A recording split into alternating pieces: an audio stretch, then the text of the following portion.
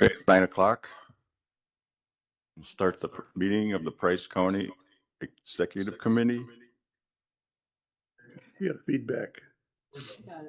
Calling it to order. Can we have the roll call, please? Good morning, Alan Barkstrom, Here. Doug Erickson, Here. Brian Ernst, Here. Jeff Hallstrand, Here. Larry Palachuk is excused. Okay, number one, public comment and communications. Is there anybody here for public comment? I don't believe anybody signed up. Anybody online, *6, public comment?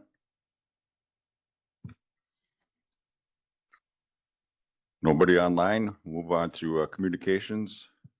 Anybody on the committee have communication? Yeah, Mr. Chair, I'd like to reserve some time to speak to a comparison that I did on spending, and if I can do that during our discussion on budgets. Absolutely, yep. Yeah. Okay. Moving on, number two, meeting minutes from August 14th, 2025. You have the minutes in your packet. Looking for a motion to approve.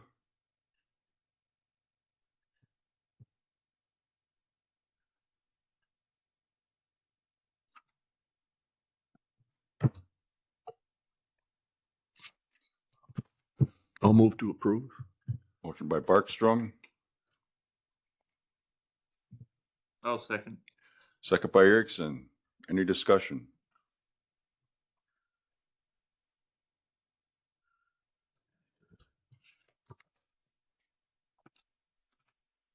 Hearing no discussion, call for vote. All those in favor of approving the minutes from August 14th, 2025, signify by saying aye. Aye. Any opposed? Motion carried. Number three, treasurer's report. Renee? Good morning. The reports that were with your packet, just a couple of things I'd like to touch base on. We did receive our first quarterly interest payment on the 2 CDs. So you see that year-to-date interest amount entered on those CDs at Prevail Bank. Also, in addition to that, just looking at the disbursements, August was settlements. So that's where those funds were paid out. Anybody have any questions on those reports? Okay. All right, then moving on, the delinquent taxes and in REM process. Our land sale is going to begin on September 24th. With that, we do have a request from the Village of Catawba to purchase 2 parcels. The letter was in your packet as well. And the ordinance states that with the municipality's ability to request that prior to the auction to pay fair market value, the executive committee needs to approve that. So bringing that to your attention, as those 2 parcels would be removed from the tax roll. So wanted to chat about that a little bit. So what we'll need today is you guys to make a decision or a motion whether to allow that to be sold to them or not. We do have some numbers. The way it works, our main goal is to make sure we get the original taxes back, and then fees, penalties next, and then costs to us, and then if there's any specials or anything on top of that. This parcel, when the CMA was, or 2 parcels, it's actually 2 together. The CMA together was $10,000. So they did offer but they agreed to the payment of $10,060, which is to put the 2 deeds on the 2 different parcels. Renee has the numbers, but of what we'll get back in our taxes was how much? So property taxes on those 2 parcels were $258.78. Interest and penalty was $940.36. The in-rem fees totaled $2435.60. And then the specials are $5304.42. Those were delinquent utilities and a special assessment from the Village of Catawba to clean that property up. So if we sold this privately, we'd go in the order that she just stated. So if we Yes. sold it for $10,000, we'd pay back ourselves the taxes, then the interest, then the whatever. So the order.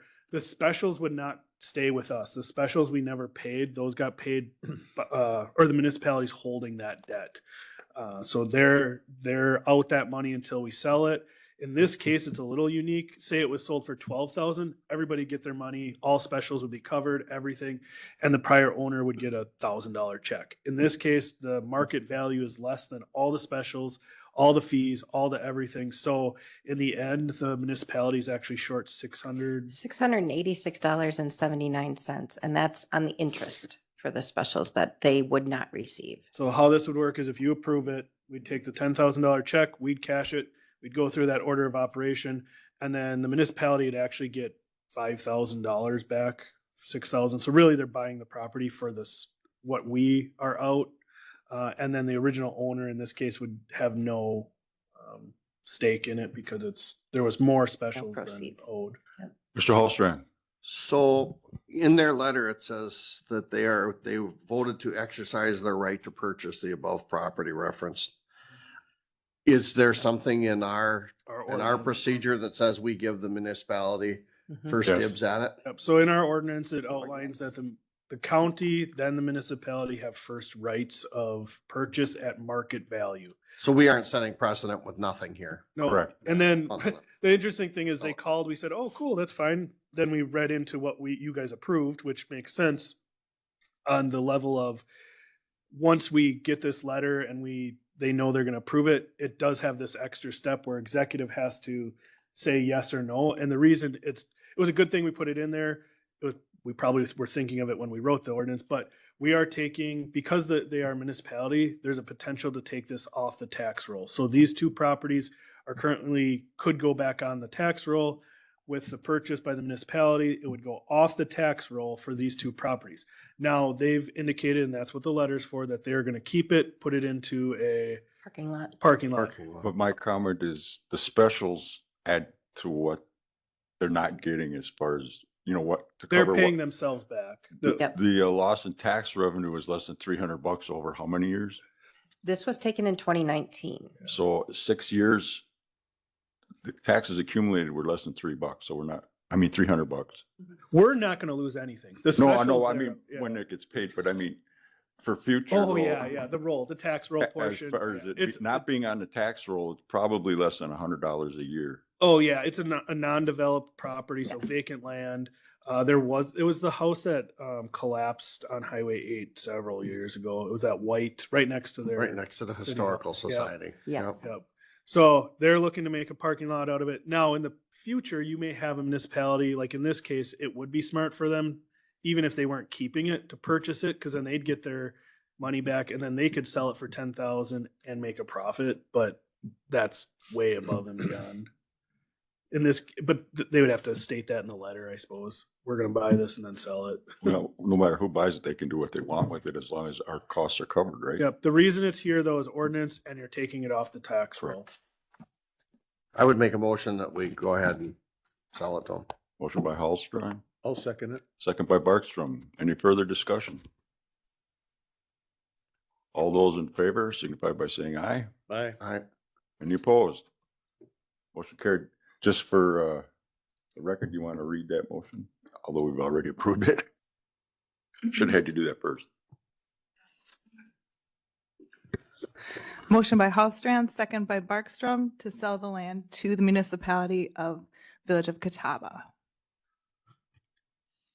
What you want your motion to be? Sure. That's what we're doing, right? We already did it. Okay. Anything else, Renee? Also, there have been a few phone calls on some of the parcels that are going to be on the land auction.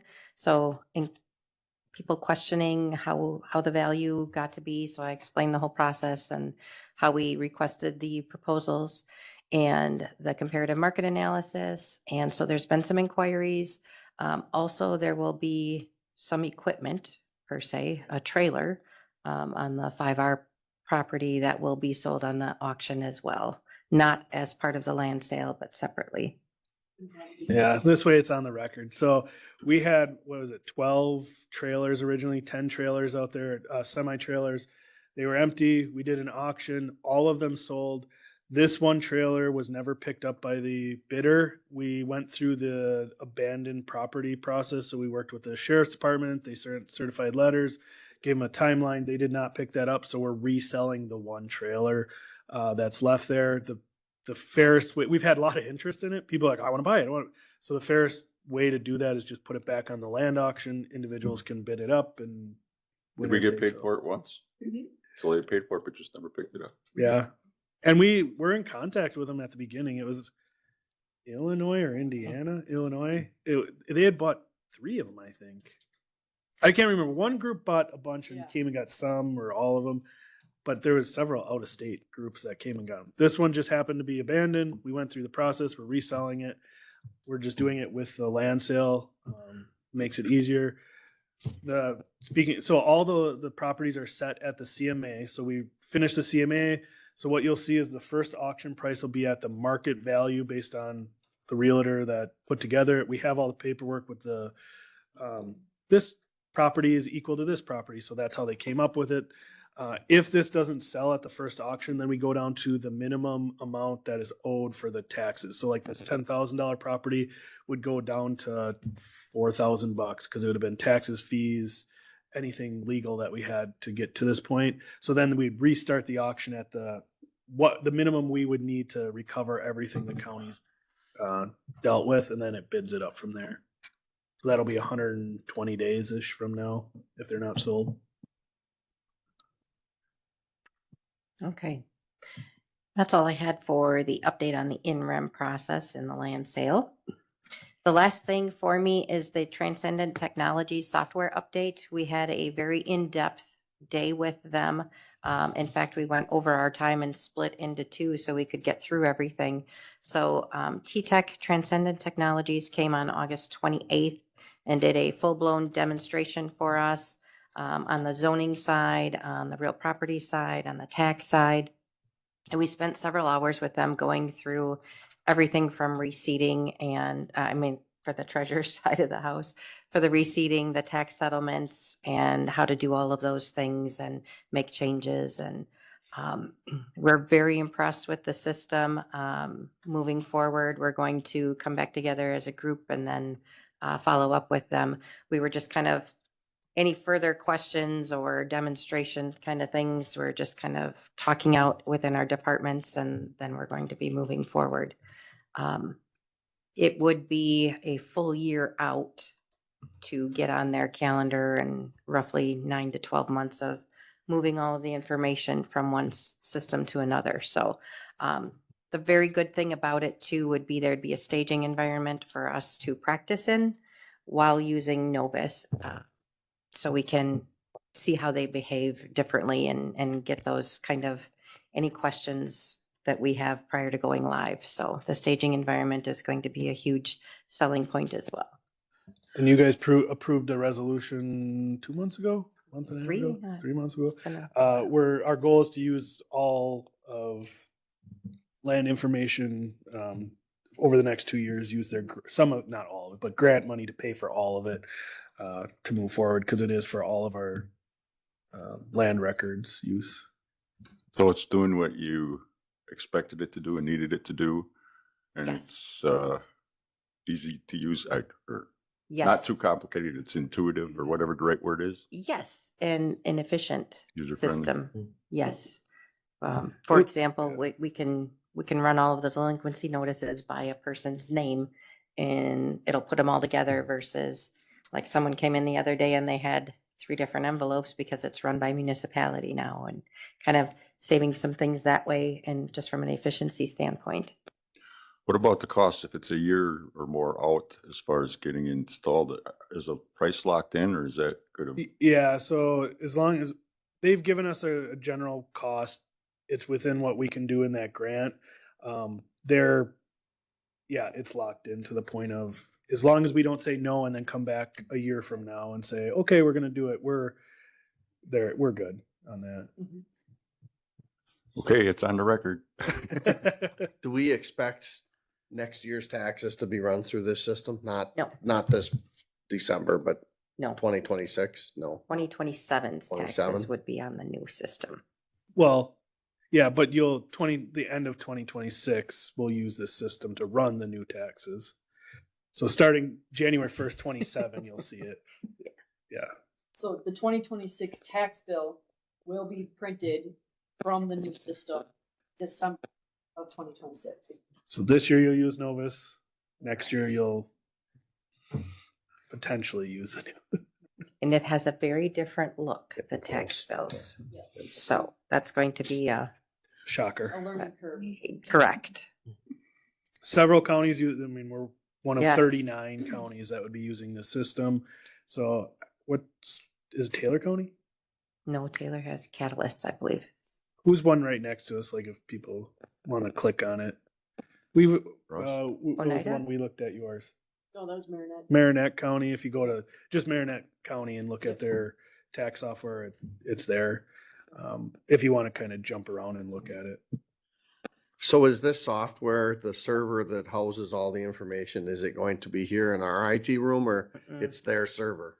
It's all there. Again, that's one of our IT goals is the Mhm. more we can get off of our servers, the less it's going to cost us for cybersecurity, servers, backup, all that kind of stuff. We'll get a backup of it. So that, again, that's a big, we're dealing with this in the sheriff's department with looking at the new cameras system.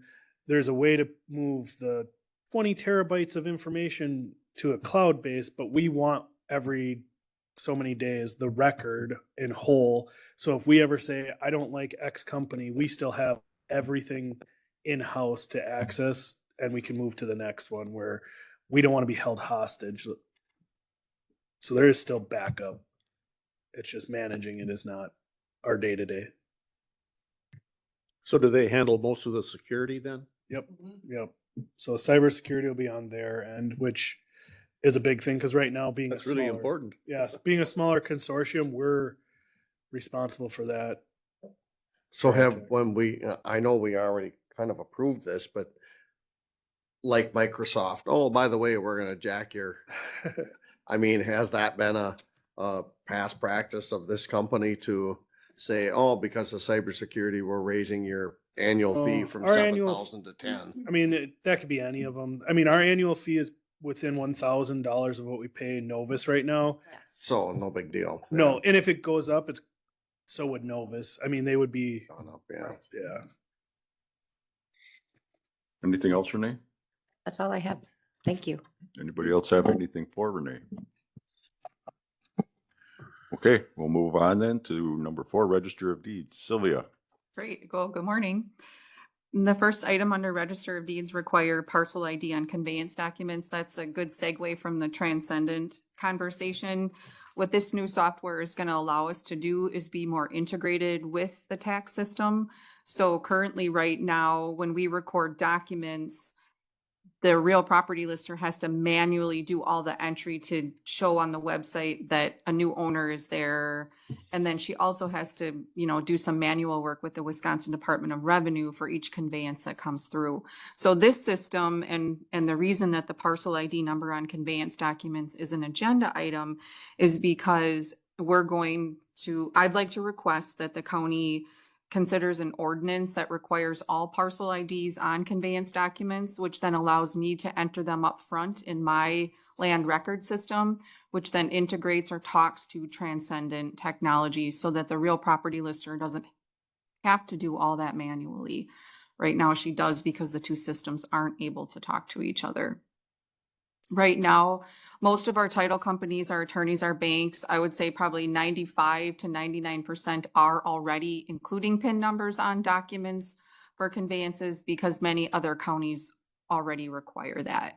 So in Wisconsin, 44 of the 72 counties are requiring PIN numbers on documents. Some require them on all documents, some require them on conveyance documents only. So it'll be up to the county how you want to decide that, but it's not anything unusual. We're not making a request that isn't already a normal. So you need an ordinance or resolution? Today, we'd need a motion to move forward to create the ordinance.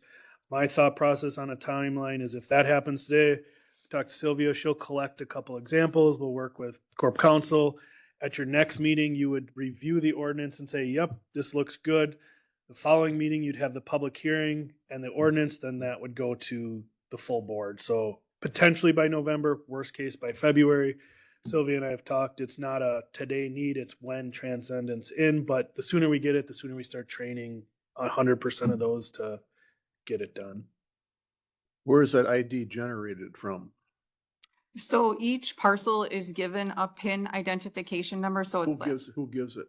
the real property lister. And so it's based on, it's that long 50 number. So 50 is the county. So it's like a county number, a municipality has a So the number lister controls the numbers. based on, there's an order. There's an order based on the county, the municipality, the range, the section. I think one part of the number is just a random Generated. number at the end. But yeah, there's a whole system of how it's generated. So So we need a motion to. Move forward Move to- forward. I'll make a motion to move forward with Sylvia's ID Request request for an ordinance. for Second it. ordinance. Okay, motion by Barkstrom, second by Hallstrand. Any further discussion? I'll have you read what you have, Meredith. I have motion by Barkstrom, second by Hallstrand to move forward with the request to create an ordinance to require parcel ID numbers on conveyance documents. Sounds good to Do you me. want it more than conveyance documents potentially, or just, because you had said there's 2 documents? it, Because that's something they need to understand and decide. So do we? Should I take out conveyance and put specific documents? or well, just conveyance document, it's mostly important on conveyance documents because when someone records a mortgage, that isn't part of the system that the real property lister puts that in the listing on the website. But she does, have all the conveyance documents. So those are the most important. But like I said, most title companies, banks, attorneys are putting those PIN numbers on every single document. So We can always fix that when we get to the ordinance. I just didn't want it to be pigeonholed. no, conveyance At this documents time, we're right just now. basically authorizing you to move forward with this request for the ordinance. Yes. Thank you. There's no further discussion. All those in favor, signify by saying aye. Aye. Any opposed? Motion carried. 4B, updates. Sure. So just a few updates for August in the Register of Deeds office. We processed 56 vital record applications and providing 233 vital records in August. And then as far as straight sales were, the conveyance on straight sales was just under $8 million. Those are the sales where, don't include people putting things into trusts or exemptions. Work continues on the revamping of Chapter 59, which is the statute that the Register of Deeds is governed by. Right now, it is out for co-sponsorship. It's been in the process with our Wisconsin Register of Deeds Association for probably at least 2 years. So we worked really hard on it between the association and the legislator. So it's out for co-sponsorship now. So hopefully that statute will be up to date on what is current regarding electronic documents and return of documents. So Do you want to talk about, we had a meeting on GIS and just it's been a year. oh, sure. So in the last year, since our real property lister retired, we have a third-party vendor that has been doing all of our mapping because we no longer have that capability in-house. So we just had a meeting with our vendor. We've been using them for 12 months to get our GIS mapping up to date to current standards. It's, we've been operating for 28 years on a little bit outdated technology and procedures. So we had a meeting with them just to kind of have a conversation of how things are going. Oakley, our real property lister, works very closely with the mapping vendor. So it was nice to have a meeting just to discuss some concerns and then moving forward in the future. But Yeah, so we originally, when this all started for every county, Janet was learned as she went. We put it worked.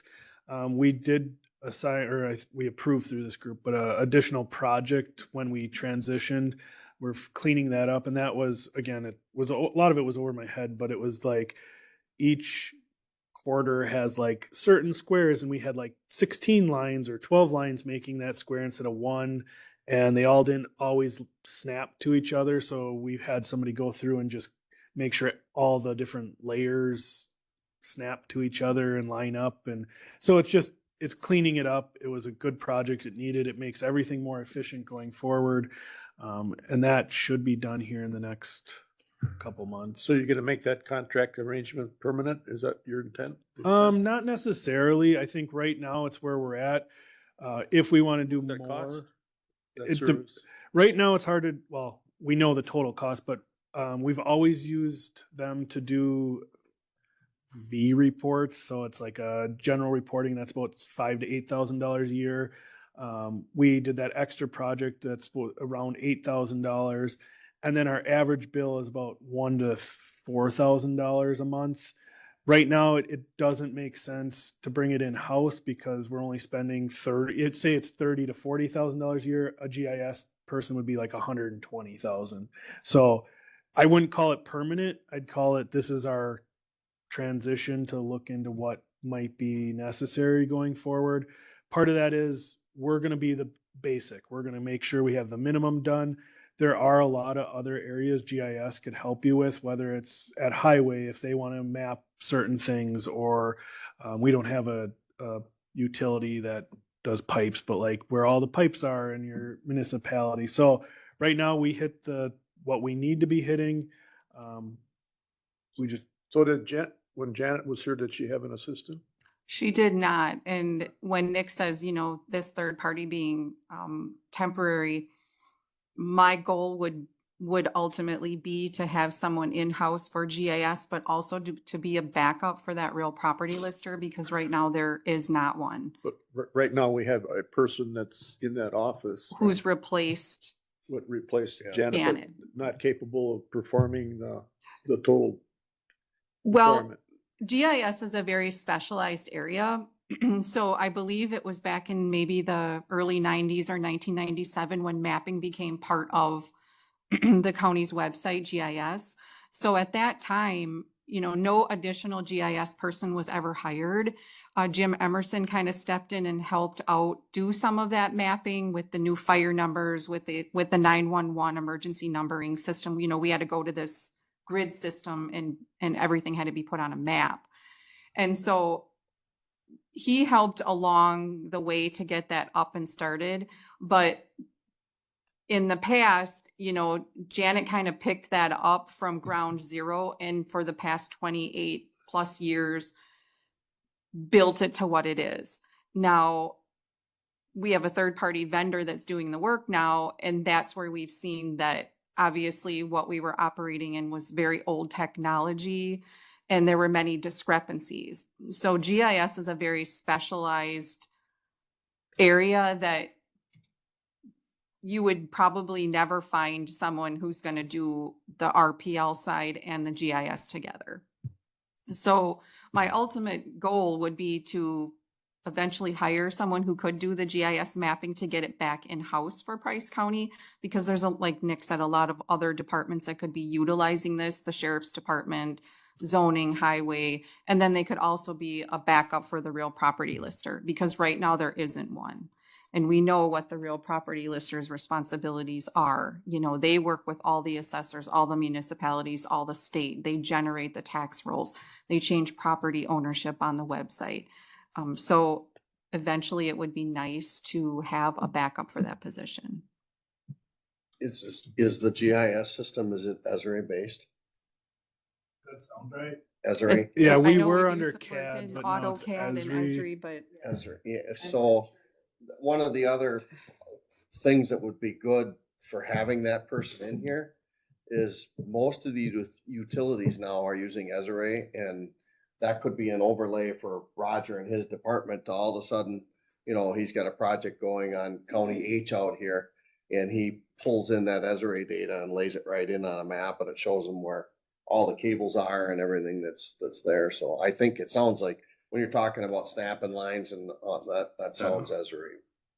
Yeah, and again, Janet did a great job for what we needed, and it was in CAD, and that's just outdated at this point. So long term, we have a couple things we're navigating to decide what's the best route. So probably in the next 1 to 3 years, you'll see some not requests, but just reorganizing. Okay, anything else, Sylvia? No, thank you. Anybody have any further questions for Sylvia? Okay, we'll move on. Item number 4, Office Administration. So you'll have in your packet the monthly. Let's see here. Putting it up on the screen. The monthly executive summary. This is August 2025. I know we pick on them every month, but the two areas I would say are the biggest concern are the sheriff's office and the jail. I don't believe it's anything, mischievous in a bad way, like, oh, we're working everybody extra. It's, many of you know, there's been a lot of tragedies in the community and in large cases that just cost a lot to investigate. I believe like this one down on the corner here on 111, between all of the overtime and the investigation, we're probably looking at $50,000 to $100,000 in costs. So that's above and beyond what you would normally be doing.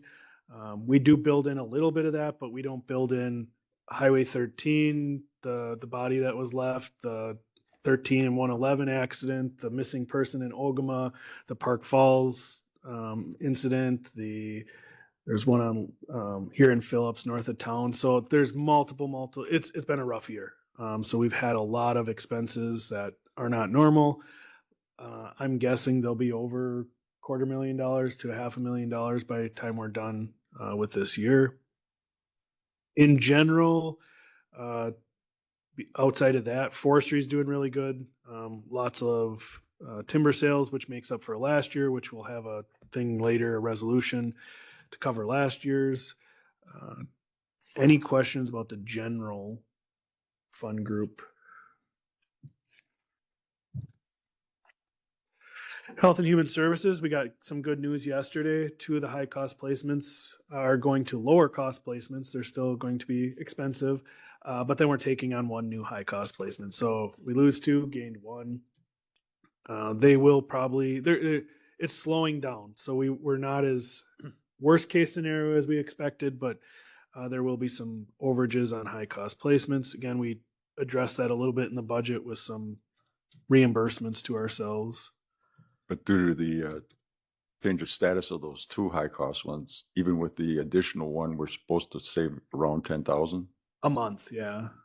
So it does reduce the cost quite a bit. It's just, we're still higher than last year.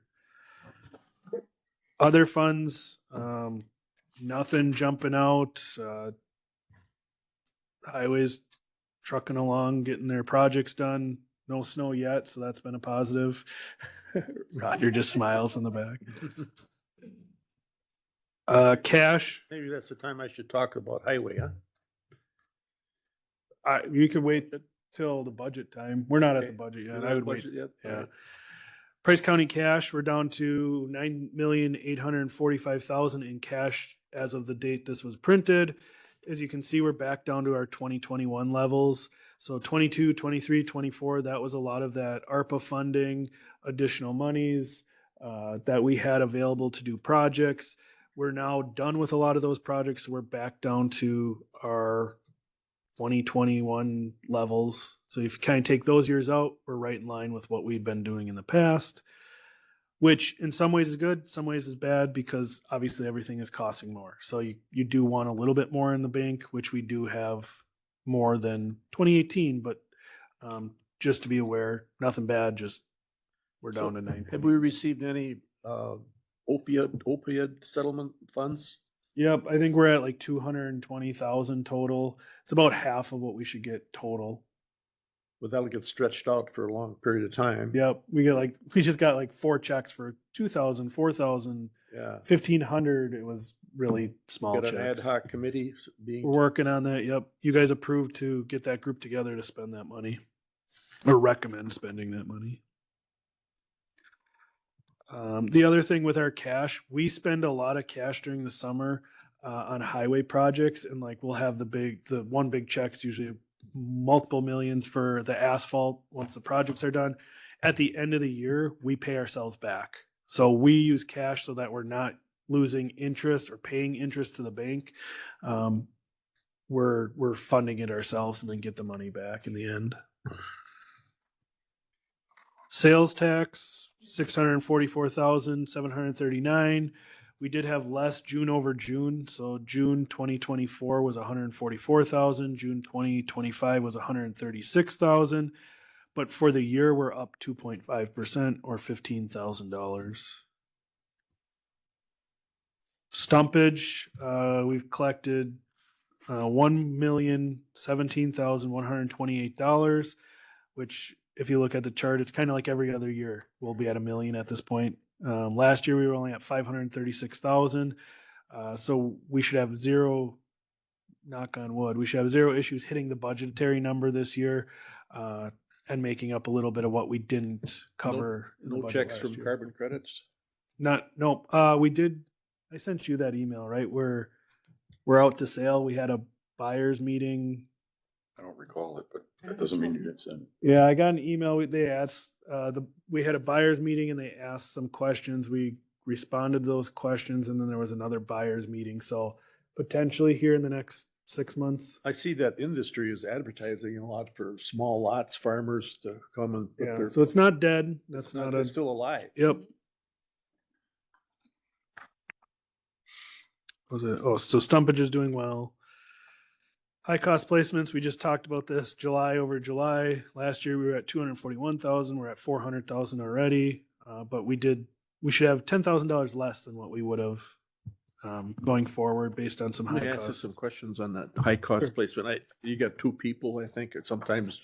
Well, there's more than two. Like the total number of clients is it 56? But Yes. what we consider a high cost placement is like a foster custody or a housing place that you're sending these individuals off to.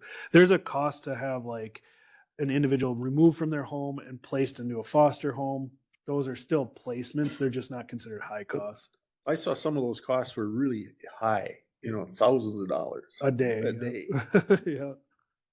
And they could go anywhere in the United States. Correct. If there's no beds available or that individual has worn out their welcome at any facility, we may end up in Missouri or Tennessee, Louisiana, Mississippi has a lot of them. Well, that one was costing us like over 17,000 a month, if I remember right. Yeah, that's one of our higher costs. I've seen as much as 25 to 30 per month. You could hire a full-time person to do that. Problem is you have to be a certified facility, and then you have 24 hours surveillance. It's protective custody for kids There's or youth, I shouldn't say just kids. nobody's thinking about a regional facility. They lose money.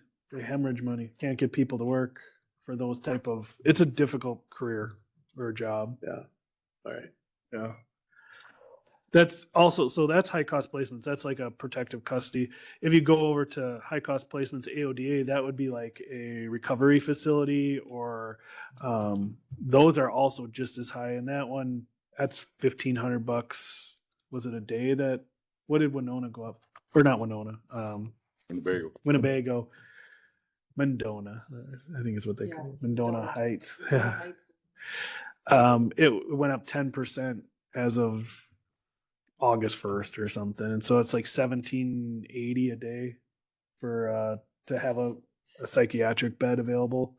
So that's where those are very high cost placement.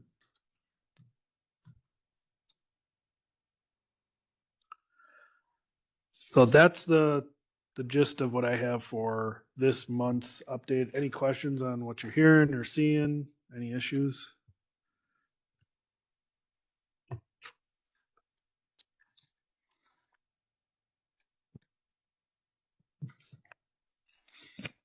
Okay, move on to 5B, 2026 budget.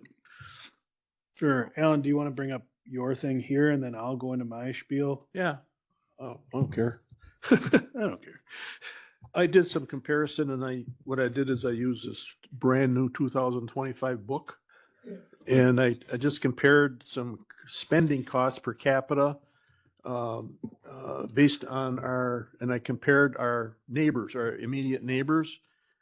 So, so I compared what we were doing as far as spending per capita. And by the way, when I looked at that book, I thought the numbers would be closer, but it's 2013 data is in a 2025 book. So that's unusual, kind of way behind.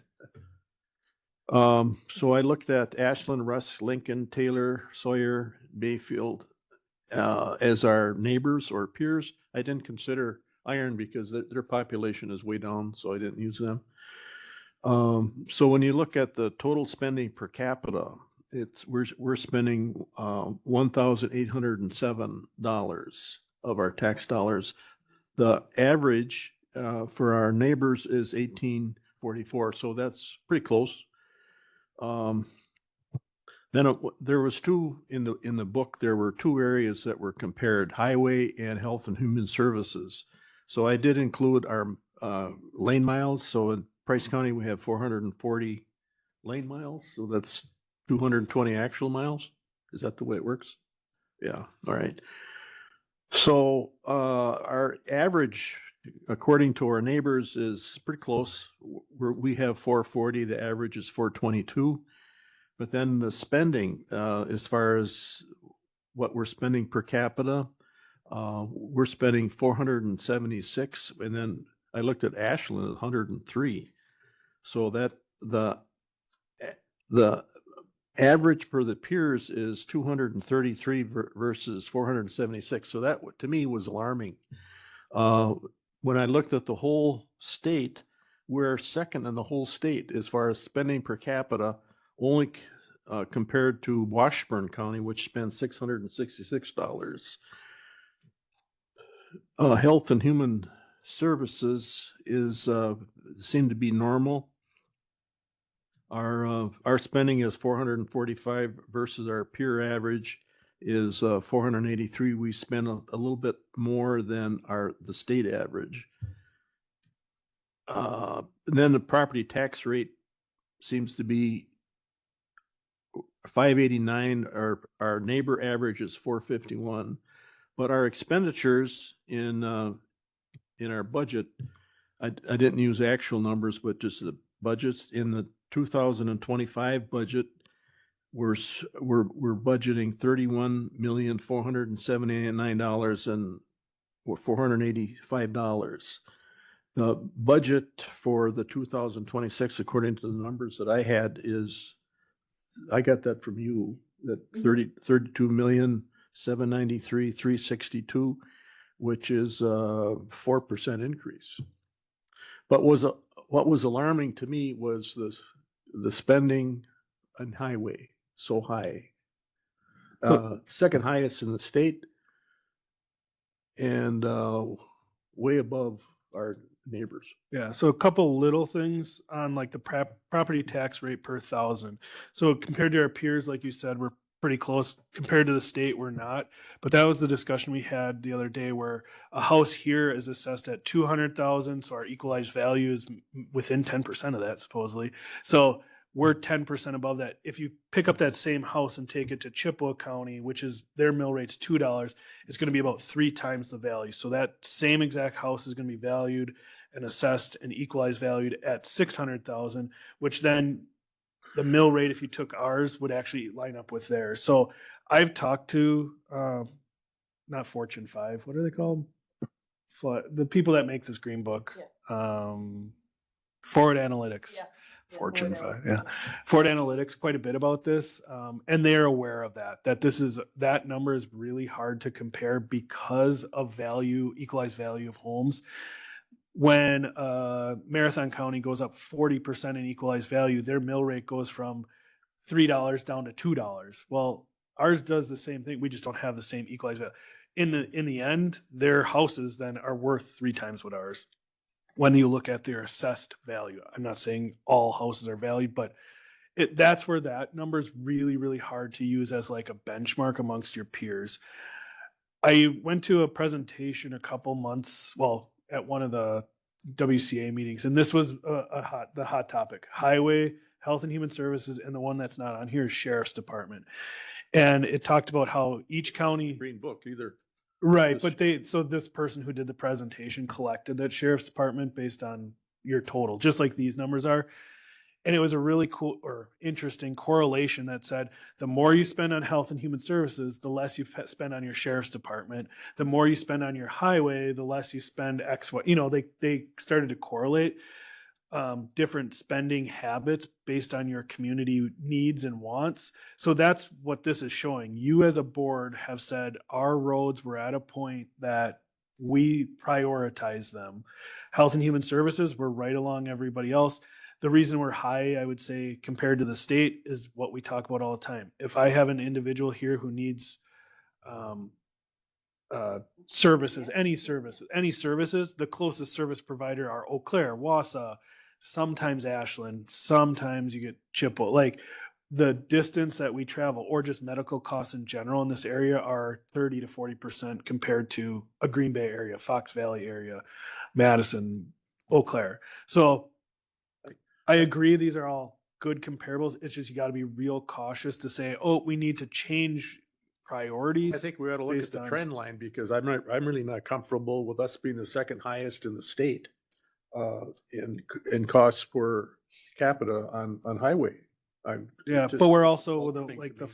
fourth highest on road miles. So you have to be careful because per capita road mile, we have more than a great example is I'm the vice president of WCEA and Sam, executive Sam Kochmer. She's Racine County's executive. She and I were having a conversation about highway. And I said, oh yeah, I have 440 lane miles. She said, I have 200 and some lane miles. And she goes, how many operators do you have? And I said, I think we have between 14 and 16 routes that we run trucks on. So we have 14 to 16. She had 48.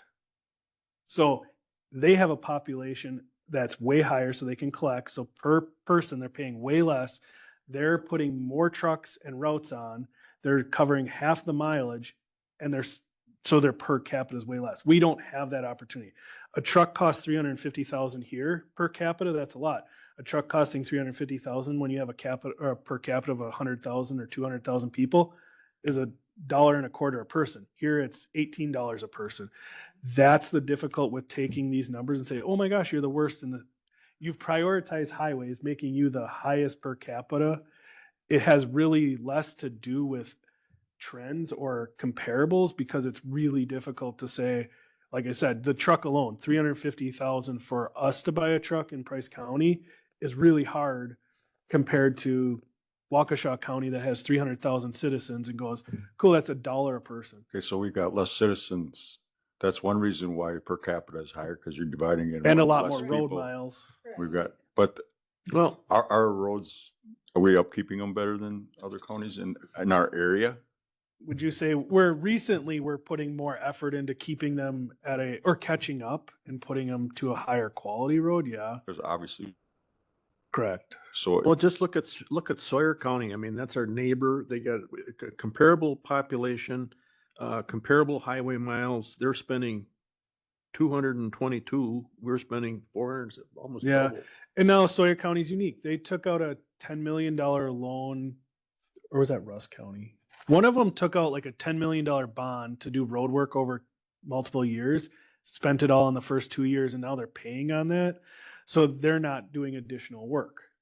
Don't have the money to keep doing additional work. It's based on priority. And if we decide, or you guys as a group say our roads need to not be the level we're putting them at as a priority, then we lower that borrowing rate, which would reduce. I certainly can't complain about the roads, but I think that, I mean, this is some glaring comparisons, and I think we should keep an eye on it.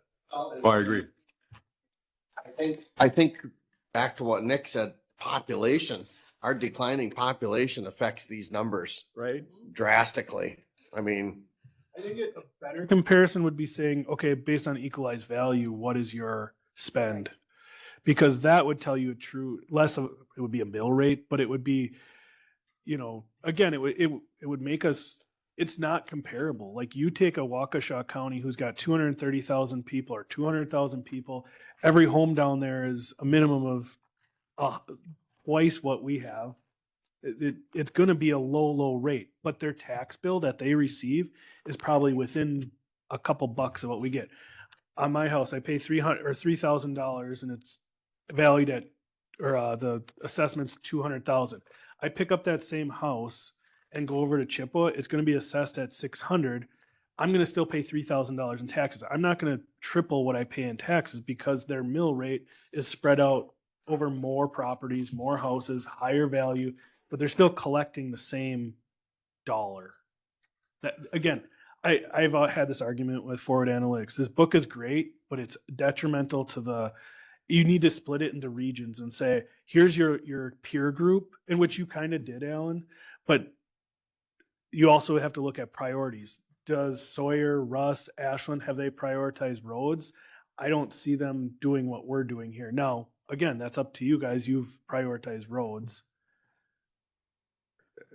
I guess the way I Rogers look at here. it, the only thing, we don't have very much, a whole lot of control about assessed valuation. I mean, that's just a function Right, so and the amount of taxes that we pay. But the only thing that we can control is our spending. And that's your priorities, right? Your spending equates to your priorities. Are we prioritizing roads or are we not? We've, over the last, 3 years, 4 years, have made a really, really big effort to prioritize roads, and that's where we're at. When we go through the budget, if we can, we're recommending another $3.1 million in borrowing for roads next year. That's something the board needs to say, is that a priority to continue to do? If not, I think it changes a lot of ways we look at going forward, because if we don't have as much road work, do we need as much staffing to prepare for road work? Things like that. It changes the priorities. We've been working towards this for a long time. So I did in the last highway. Do you want to go?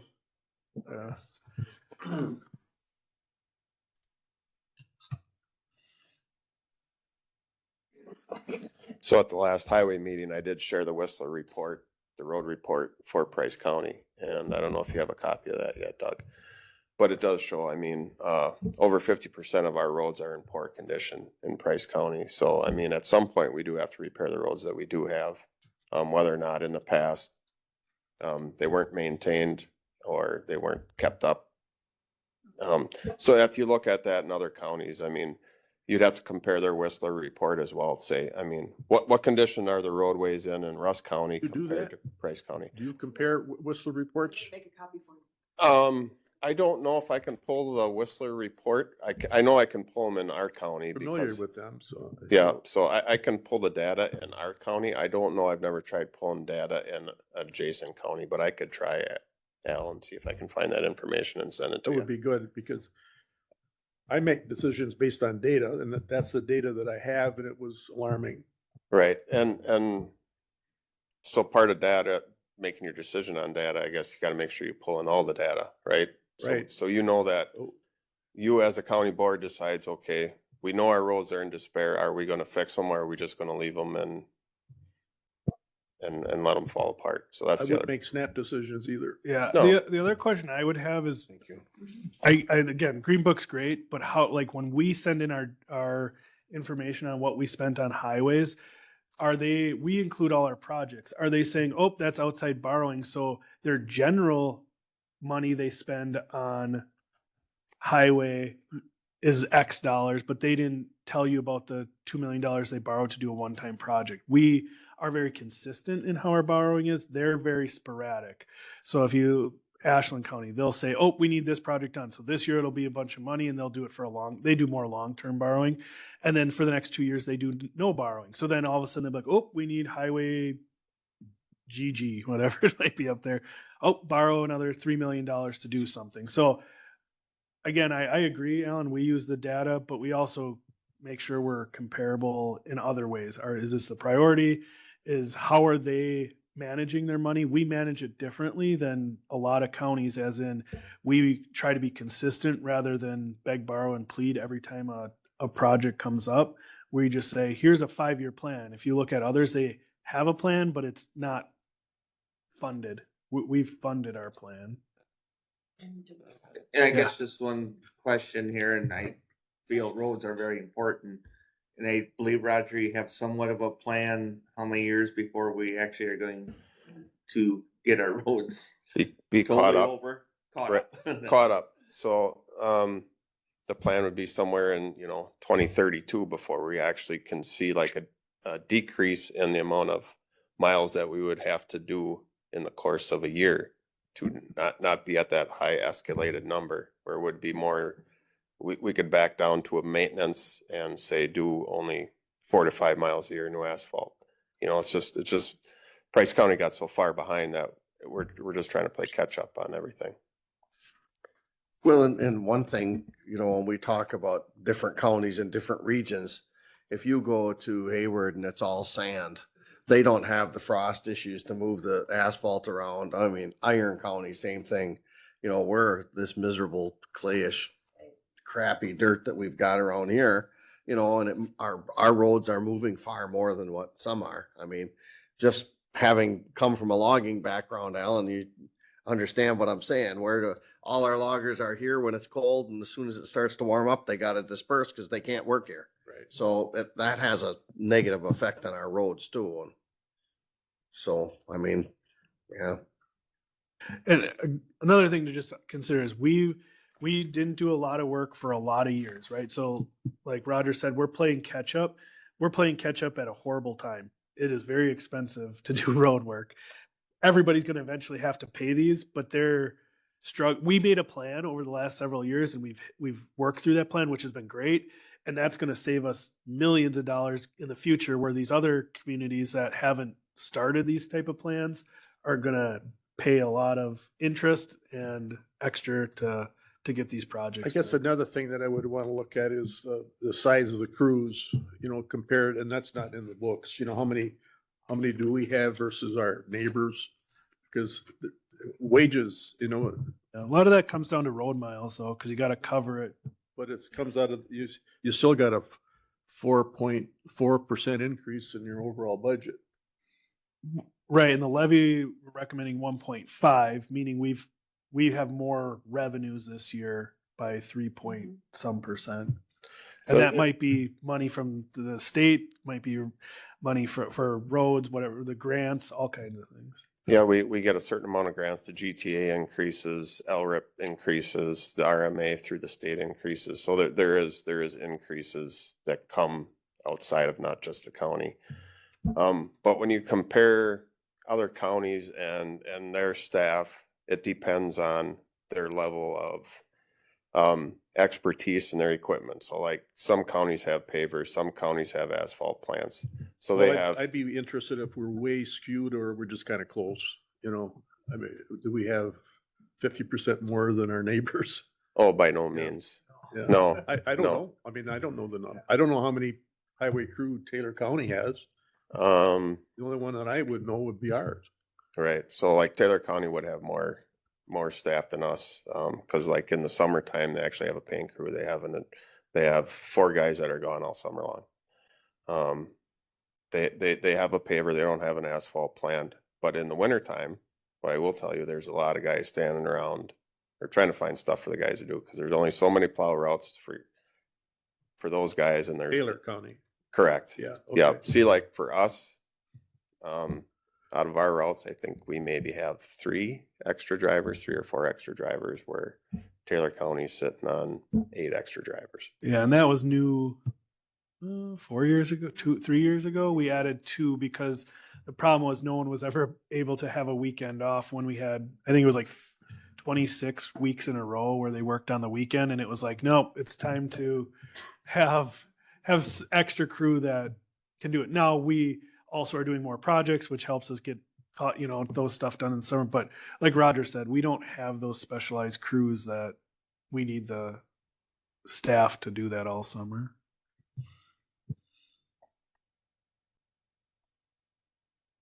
Any other question for Roger before we just cover general budget?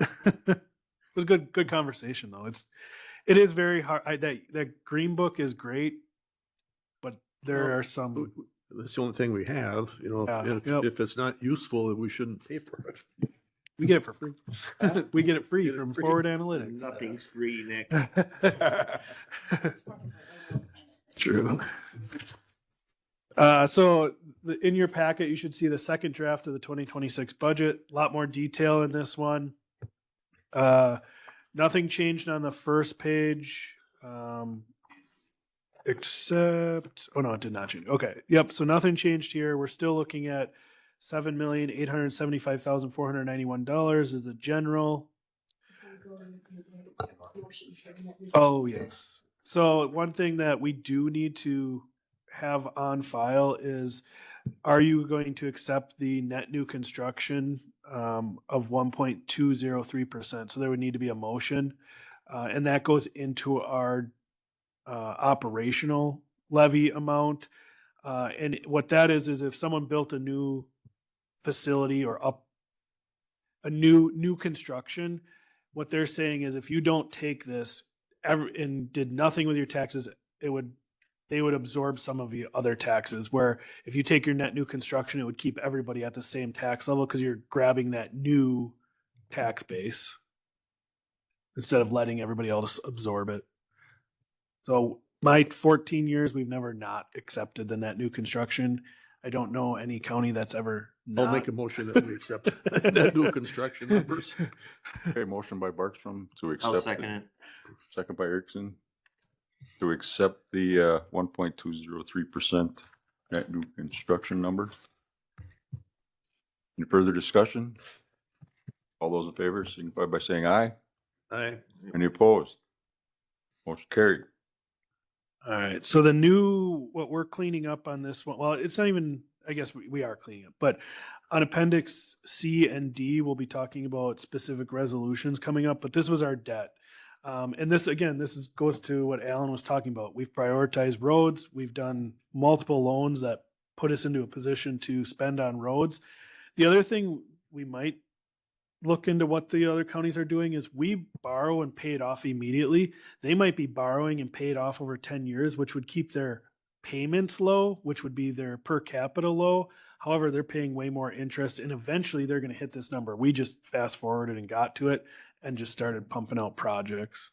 Something to think about. Just one comment. I told Nick to kind of give an overview of this. If there's any more detail you need, don't be afraid to chime in and ask. Yeah, we'll get into the loans with the resolutions, but we did create an additional document for the loans because we're going to talk about the last year's spending of 3.1 million versus next year, or how we want to collect on it. Library services, we're doing 80% in this budget so far. It's 318,742. We talked about that last time.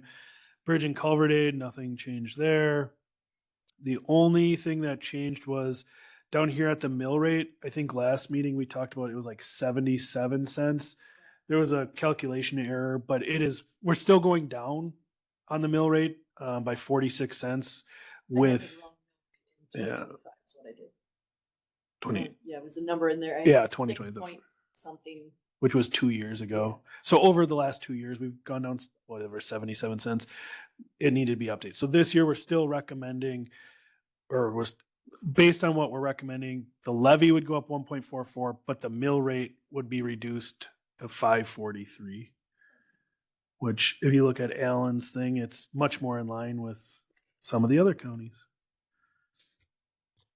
The appendixes that are with this time change by department. So when Carrie's working on the budget, she keeps track of all the ups, downs, changes. This is where they all go. And this is based on prior spending, requests. A lot of it's real small. It's adjusting for wages, health insurance, insurances, some operational stuff. So we make sure that's available. The next page or next section is just the summary page for totals. We're looking to collect $193,173 more than last year across all taxpayers. Appendix A is net new construction. That's where we come up with that 1.203%. We go one more number. We don't have a fully assigned district attorney yet, do we? No. So what does that mean as far as We'll budget? be paying we pay for housing. We pay for housing, right. Well, we have a special prosecutor, so there is an expense, but 3 days a week. I think we're working with them. Yeah. Appendix B in the list is outside, so nonprofit and community partners. These are not just donations, these are service providers. So we pay Friends of Fred Smith $5,000 to maintain statues. It's not just here's a gift of $5,000. State statute and what Attorney General recommend letter memos. We are not allowed to give a donation. We're allowed to have a service contract.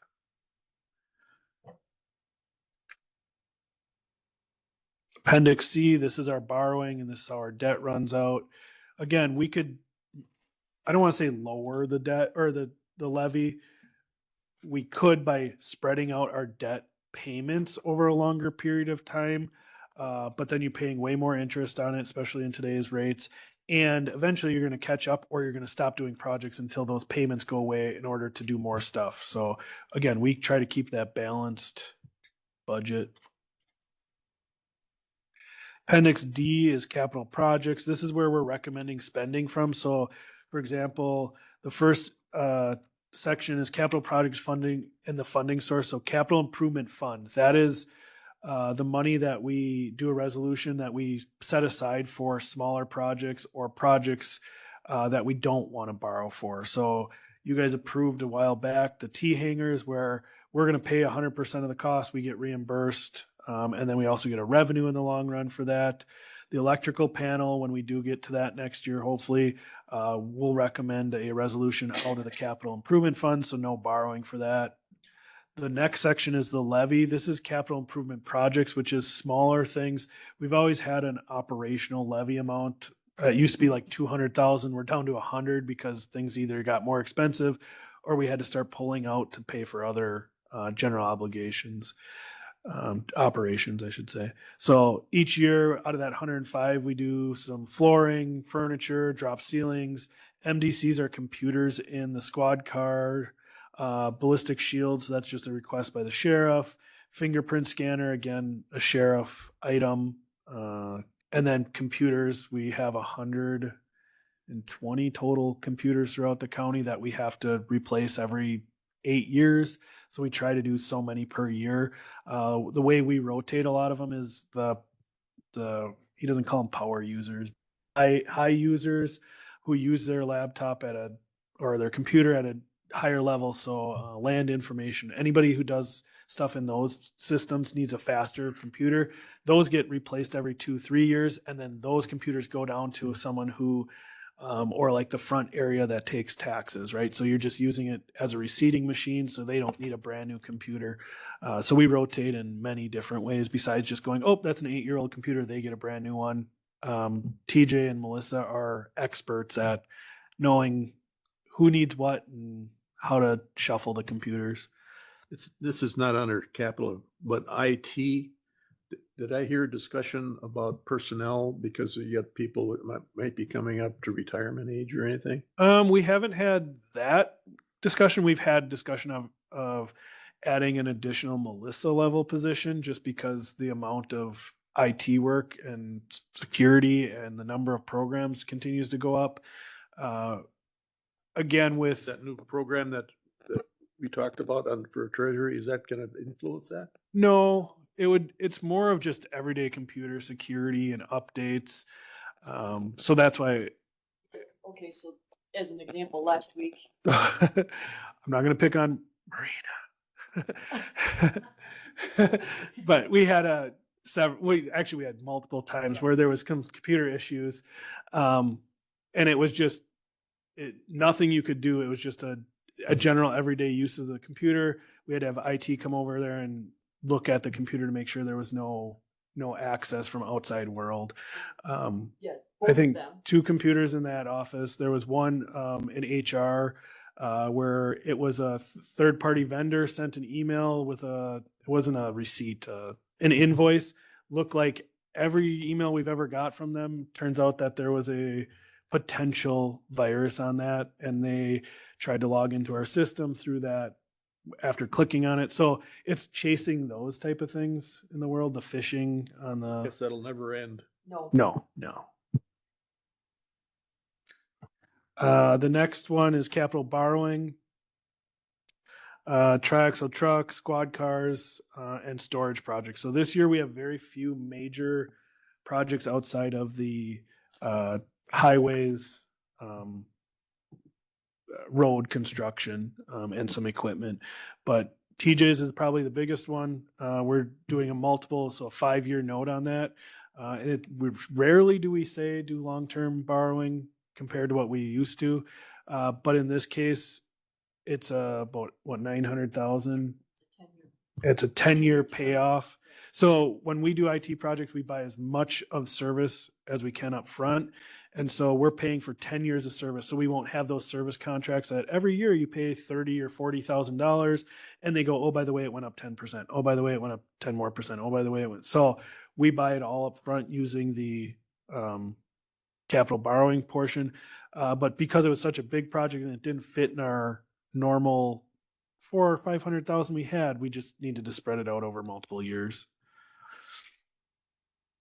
These are, the next page would be project lists. So these are all the things that have been requested after talking to the departments and working with everybody. They didn't become the priority in what fit in the budget this year. So we keep a list so that we know we're keeping track of what's coming. What's that comment? Will not, on forestry, Timms Hill will not score high enough to be grant funded? Yeah. So forestry tries to do everything they can to get grants, either 50-50 or 100%. We know we have some stuff that needs to be done in that project at Timms Hill.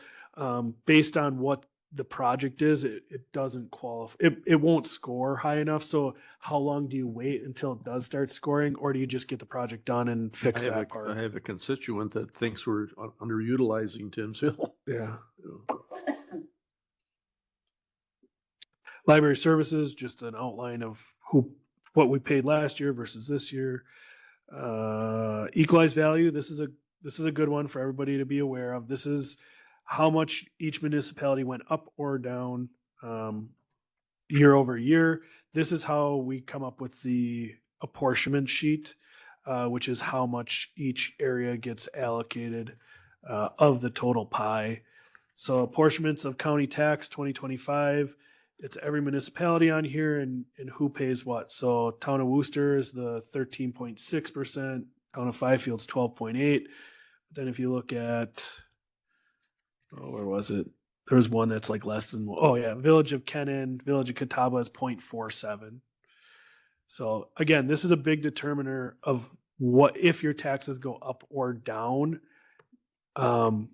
because it's how much we ask that municipality to collect from those taxpayers. 2026 total revenues, we're going to be seeing 33,202,664. Of that, 13.585, so 13,585,508 is property tax. The rest is public charges, highway gets money, intergovernmental revenues, license and permits. So of our total spending, 41% of it is levy. What are public charges? That would be if you were to come in and get a deed. It's $30, that's your public charge, or if you were to get Fees, usually fees. Yeah. Just get that much money. Don't see forestry as an item on. They are under public intergovernmental revenues. Yep. And this list is not our list. This is the requirement by state statute to report. So this is how we must report to the newspaper. So they define what's on, how this Correct. list is Yes. spread out. Yeah. Correct. Statutorily, what goes in each one. Total expenditures, 33,202,000. Human services, 23% of that. Highways, 26% of that. Debt, which includes highway and everybody else. So that's 15.77% of our total spending is debt. So Alan, again, this goes towards what you're looking at is what we need to be looking at is in other counties, what percentage of their total is non-debt highway. So we spend 25% of our money on highway, 23% on human services, public safety, which is sheriff's department is 13%. I bet if you looked at the surrounding counties, they would be in those percentages. Where we jump ahead is our borrowing and our projects. Everybody's favorite list.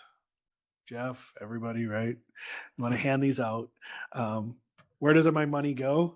So if you have $100,000 value, you pay $45.25 per month, which is $543 per year for the county taxes. And this is where that is distributed each month. So public safety is $14 of that. Transportation is $18, 58 cents to the airport. So if you look at the bottom right, there's a negative $1.92. That's your campgrounds, your permitting, wetlands, preservation. If you look at general government, we collect enough to cover general government, IT, Register of Deeds. Health and Human Services, $9.73. Based on what you were saying earlier on this, Why? that little picture of that house right there says $100,000 home value is Per 100,000. per year. All right, now if that house went from 100,000 to 300, it makes us go to 1,500 per year. Nope. Well, yeah, because it's this is per 100,000. So it's easiest to do the math by 100,000s. What I'm saying is if the neighbor also went up 100,000 in value, then this would be split in half. So if every house went up to 200,000, it would be per 100,000 you pay half of that, because in the end your houses were Fluctuating. right. We're saying it really should say per 100,000, so not home value, because that's Per 100,000, not per home value. right. So this we're saying this house is valued at $100,000. If it was valued at $200,000 in this picture, we'd half everything. So if I said, oh, this $200,000 home value, then you would half everything. This is per 100,000. Does that make sense? So the 543 would stay the same Yes. Yes. as far as what you have to write the check for. No, it would be half because It'd be half per 100, but yeah, The but total the tax total would be the same same. because the house would be worth 200,000. So like you would actually look at the neighbor and go, oh, theirs is valued at 300,000. That means I pay 125,000 or 100, what's 3 times 45, 80, 90, $135 per month on that $300,000 house because it's per 100,000. So I'd pay 1,500 Carrie, per year. at a prior meeting, I had asked you what our expenditures were gonna be for this year, and I wrote the number down, and it Right, was and now it's higher. 32 Yep. is higher by a lot. It's like 400,000, And half a I million. looked at that, because I didn't provide this at the last meeting. And when I went and updated the charts and stuff to make sure everything was accurate, I thought I had it accurate, and obviously I did not. Because that is what the number is. And that might be just that one loan too. I It's think, well, yeah, 400,000. true, I might not have had that, yes, I don't think I had all the debt in this. Cause, Correct. 'cause then my number is even worse. Instead of 4%, the 5 budget's point going up. Right, but then you'd have to look at revenues. Are we collecting more year over year, Well, which is probably We significantly can't more. collect, we can't control what we collect, we can control what we spend. But we're spending based on what we collect. Correct. So we know that we'll have additional funding, say at highway or health and human services. So we build that into making sure we cover our increased costs. And that's a lot of like what the state, so a perfect example downstairs in child support, we get 66.6% of everything paid back to us. We know the costs are going up, whether it's health insurance or whatever, but we know the revenue is going to go up because we get 66% back. So if it goes up 5%, the levy in that office would only go up 1% because you're covering, or 2% because you're covering 2/3 of the expense increase. Did we cover insurance in there somewhere in your presentation? No, because that's just included based on when we $3.1 million of total expense. What's the trend on that? There's not enough room in the ceiling to show how high it's going. We did talk about it quite a bit at admin. Brokers recommending a 10.45% increase year over year. So from 3.1 to 3.4, we're making several changes to keep it at that 3.1 recommendation or last year's budget. Total costs. Equalized value property. This is just kind of a interesting overall, how the mill rate's been affected. Excuse me. That's what I have for budget. Not a lot of changes. We'll talk about the resolutions that go along with it, for debt in a minute under resolutions.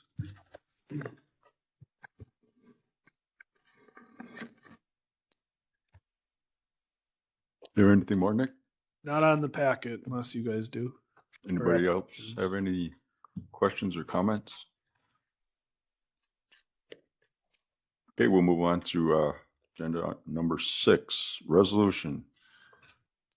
Transfer into capital improvement fund, whereas the Price County Board of Supervisors approved resolution 33-07 capital improvement fund at a regular meeting held August 21st, 2007, and whereas resolution 3307 calls for providing a funding mechanism and development of a capital improvement fund as set forth below. Basically, it's sale of county-owned land and 20% of sales tax revenue or half of the excess general fund. And you can read the rest as far as what defines that excess.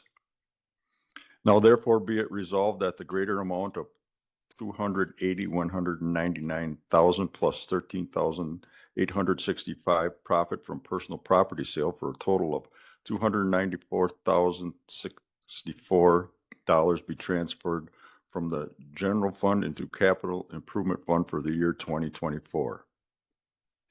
So I'm looking for a motion to approve this resolution. Do you want me to talk about it a little bit before? Well, we can talk about it. Oh, go ahead if you want. Nobody was jumping on it. So we do this every year. This is a standing resolution to fund our capital projects. That was that list we went over where it's like, what do we want to borrow for it? Do we want to use operational money or do we want to use this fund balance? This is where we had the two items, which were the T-hanger and the electric panel and probably sidewalks when we can get down to it. But there's a list that's attached that just shows where we had the positives and negatives, how we come up with this amount. And then there's also attached how we've spent it or what the total fund balance has been over the years. We've paved our parking lots out of this.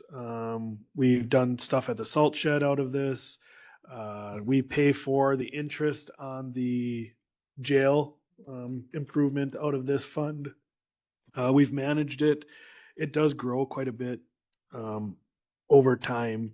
All dam projects have come out of this, so we don't have to borrow money. We use our cash. Yeah. Make a motion to approve. Motion by Erickson.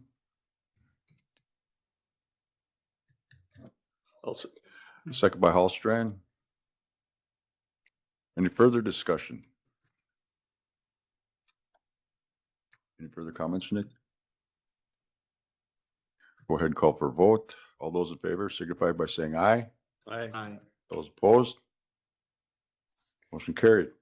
And just so everybody, no spending can come out of this fund balance unless it comes through executive. So if there's a request for spending, it's always a resolution to be spent out of this. It's a protected capital fund. So do we know what the fund balance is right now? It's on the third page. Yeah. So in 2024, we started with 1.1 million and we spent 190,000. So it's at 946,918. We do have several upcoming projected costs. So you can see since 2010, it's doubled. We were at 431,000 in 2010, and we slowly spend it. It goes in real big waves, and I don't know if Roger knows of any, but like it was spent quite a bit early on for dam projects. We went through like all 7 dams with big projects, and it does help you because you pay 50/50 on those projects. That's where a lot of this funding is saved up for, is dam projects. Airport, yeah, which are still coming.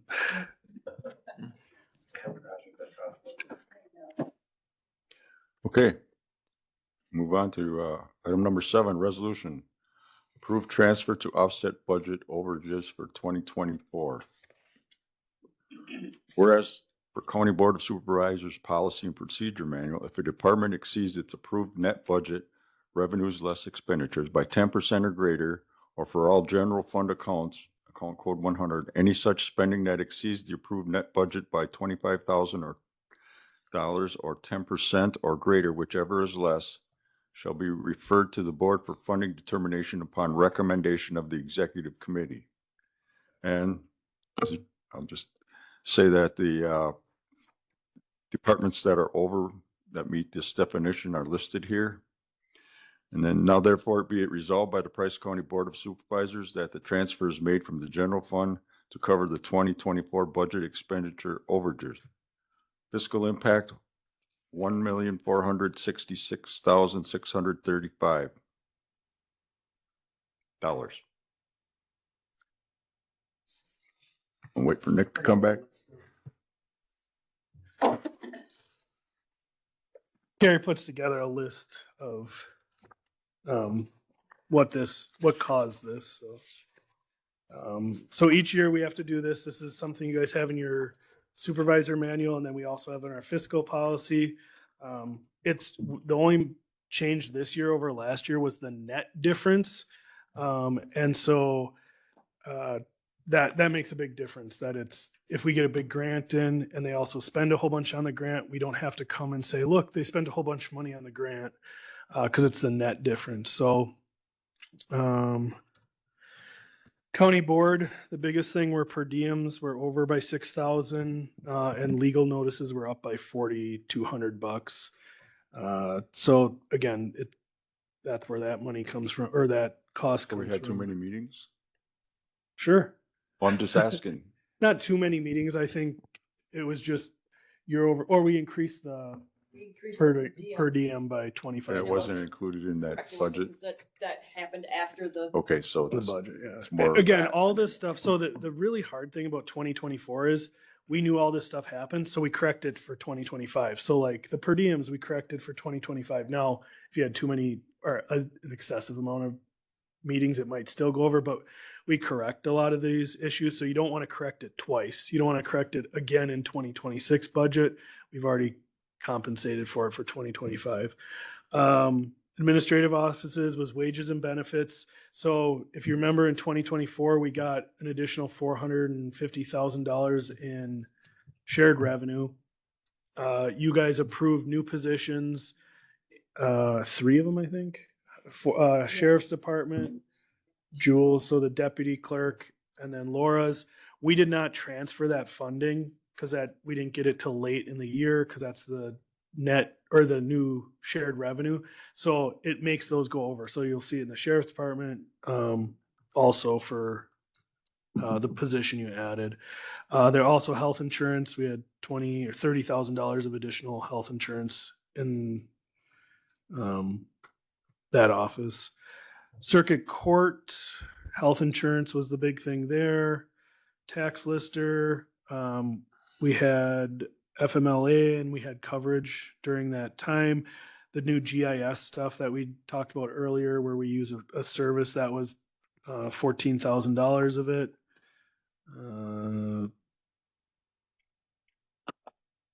Workers' comp costs went way up.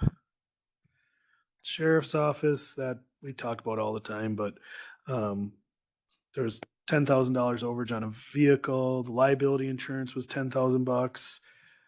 Maintenance and fuel was $35,000 more than we expected, which that one's okay because it all goes over to highway. So we're not paying a third party anymore, where we used to pay like an outside party to do all the work, so that none of the revenue would stay here. It would be like, now when I look at it, I always make the example where if I pay a cleaning service to come to the house, I'd pay $20 and they walk away with the $20. If I said to my partner or spouse, hey, I'll pay you $20 to clean the house, but we have a joint account, I take it out of my joint account, give them $20, and then it goes back into the joint account, the $20.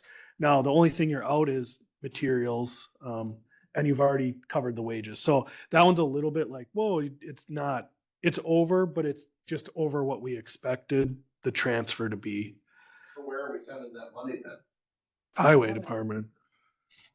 Up as a revenue or something? Correct. Yep. And then in future budgets like 2025, we said, oh, they're going to get a $50,000 revenue for making the cars, for maintaining the cars.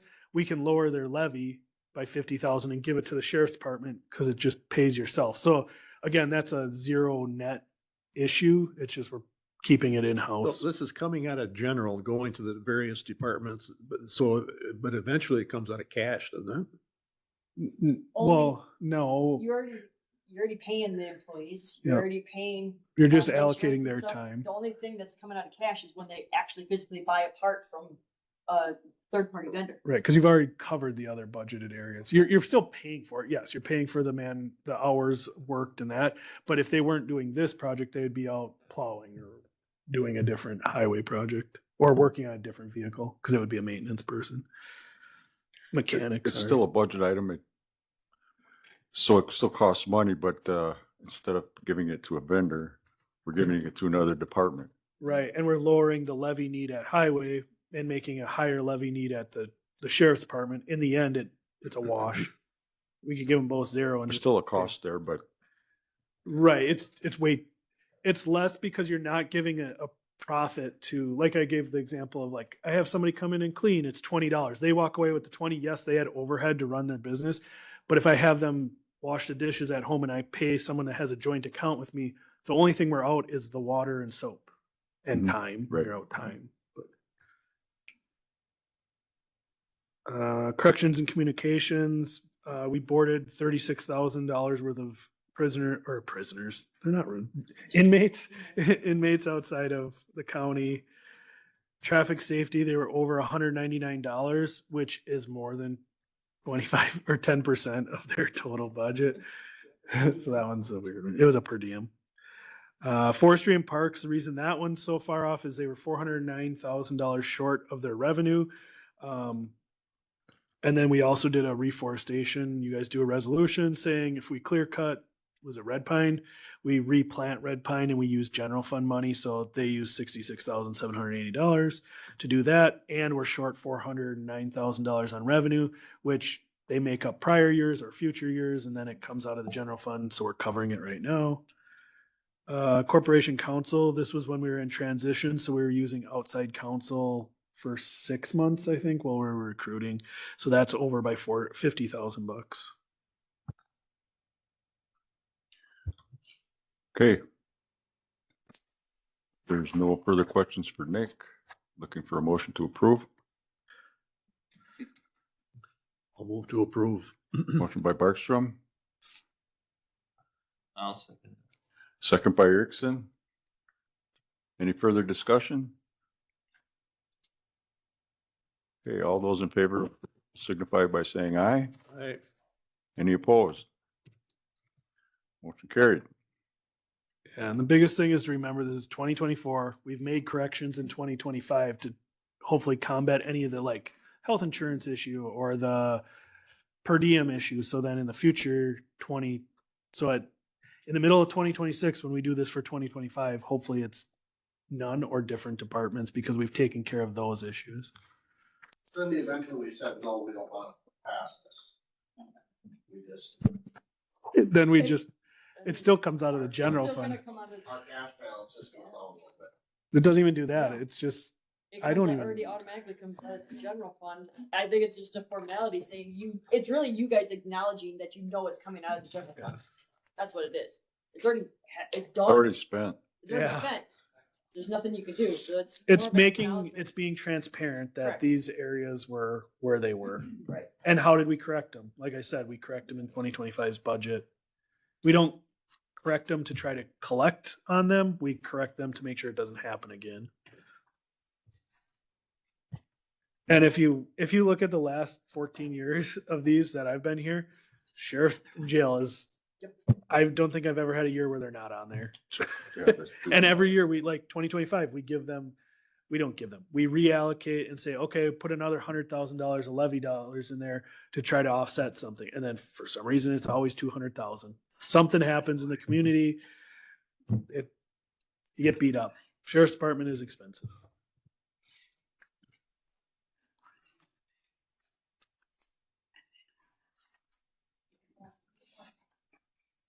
Okay.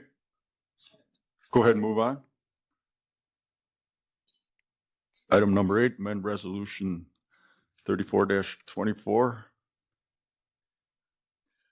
Whereas the executive committee has identified the need for financing a portion of the 2025 Highway Department road construction projects to the potential extent of $3.1 million, which is lined through and been amended to $2,610,000. Now therefore be it resolved that the Price County Board of Supervisors authorizes the executive committee to proceed with the implementation of financing 2025 Highway Department road construction projects in an amount not to exceed originally $3.1 million, now $2,610,000, to be financed through the issuance of short-term debt and to include such debt payment in the 2026 Price County budget. Fiscal impact originally $3.1 million, now changed to or amended to $2,640,994. All right. So So before anybody motions, let's talk this through and why we brought this back. So in 2024, at the end of the year, towards the end of the year, we went through the budget process and said in 2025, we're allowing up to $3.1 million in construction projects. That was the extra And- 16 miles. Yep, that was all the projects we've been doing all summer. Of that 3.1 million, you said we can borrow whatever it takes to cover those projects up to 3.1 million. The only reason we're bringing this back is we're saying we're not going to borrow the 3.1 million because we only needed 2.6 million to cover the projects. That doesn't mean we don't want to keep in the budget for the borrowing 3.1. We're being transparent and saying, hey, in order to keep doing the projects, in order to keep everything else going, one of the other issues we're having up there is yellow equipment. And instead of going, we need 3.1 million and just borrow it and keep it going for construction, we're saying dial that back this year and use the difference to fund some of that yellow equipment. Otherwise, the request is going to be keep the 3.1 million in construction, but we need another $400,000 for yellow equipment. So this is a way to reduce the levy increase, is by amending this one and approving a secondary resolution to use what we believe the budget gap would be for equipment. And this all came out of the conversation of don't borrow it for construction and then try to reallocate it later. Let's be transparent up front. You said we want to do 3.1 million projects. Our crew worked their butt off and got 2.6 done. So we need to borrow to cover that. That pays us back for everything. However, in the budget, you guys approved 3.1 million in borrowing. So let's decide how to use that or not use it in a future resolution. So the first one is to amend the original 3.1 down to what we did in So construction. this is to reflect what actually was spent on, by Right. definition, road construction Right. projects. In the past, we would not do this. This is only uniquely brought forward this way because we're trying to use it for the yellow and be more transparent. What we could have done is just said, yep, you're allowing up to 3.1 million. Great. Carrie and I put in the budget 2.6 million and let you know we did 2.6 million. That's what we're borrowing based on this resolution. But we're saying we want to reallocate some of that. And again, to be the most transparent and get the most approval process, this is the cleanest way to do it. Lower this one for that year, the 2024 year, reallocate the difference for yellow equipment or do nothing with it. So the money's already technically been borrowed, No, not for this. we used our 2024? cash. It gave us permission to not get into a bad situation. So what we said is because we use cash all year, I don't want to show up at the budget and go, yeah, by the way, we used $2.6 million in cash and you guys go, don't borrow it. This resolution said, go spend up to 3.1.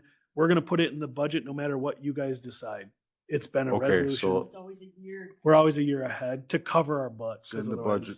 Yeah. And the excess above the 2.6 million is, Is we're gonna come recommended back later with a resolution to spend that on the next probably resolution. yellow equipment. Yep, the next resolution will show you that. So I have one quick procedure question before the motion, because last executive, we did sign a resolution similar without the amendments, but that's it for the wasn't next year. an amended 3424. It was a resolution 2025 Price County. So it has everybody's signatures, and then it went to county board, and then we postponed it.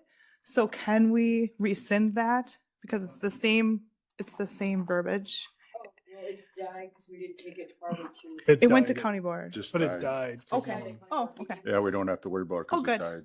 Thank you. Yeah. That answers that. That was the one we decided nobody voted on because we wanted to be, Right. I don't want, we've always been transparent, but Bobby just waved at me. We've always been transparent. We're cleaning it up on the resolutions. Does everybody understand what's going on? Okay, I'll call for a motion to approve the amended resolution. I'll make a motion to approve. Motion by Erickson, I'll second. second by Barkstrom. Any further discussion? All those in favor signify by saying aye. Aye. Those opposed? Motion carried to approve.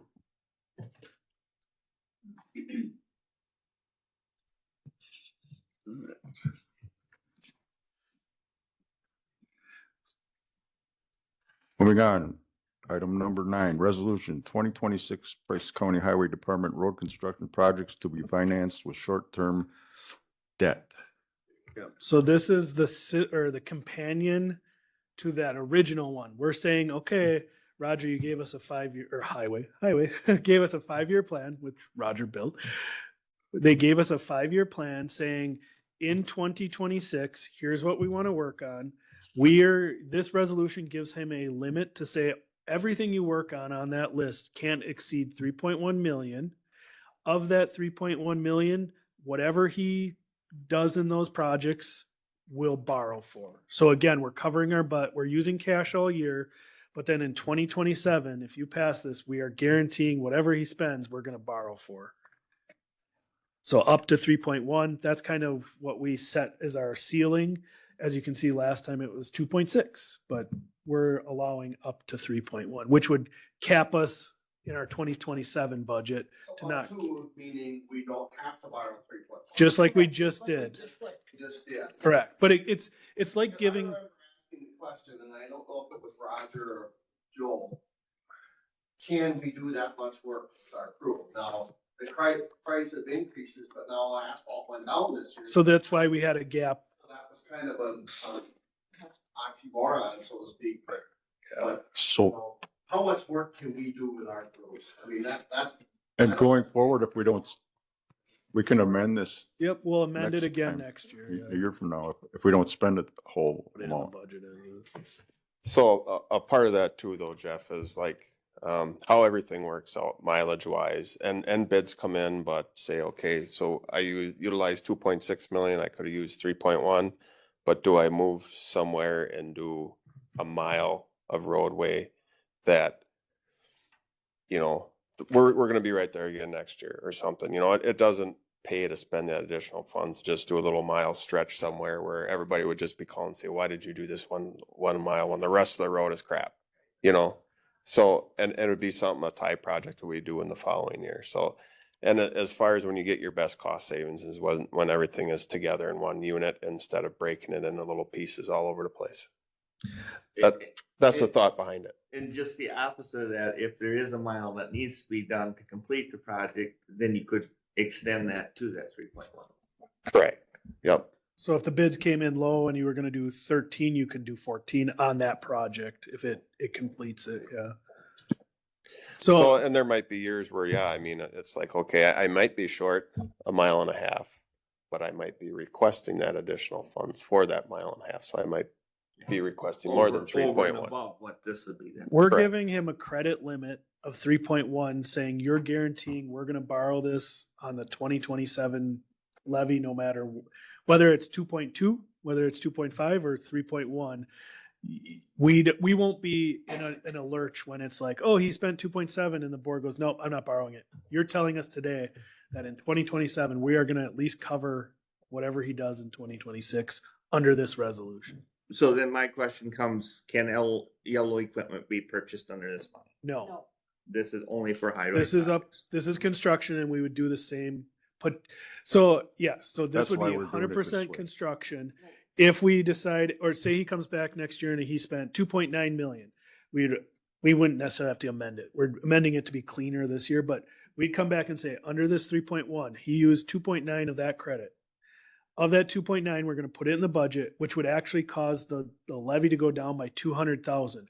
Would you as a board prefer to continue to use that 200,000 to keep our levy at a flat rate?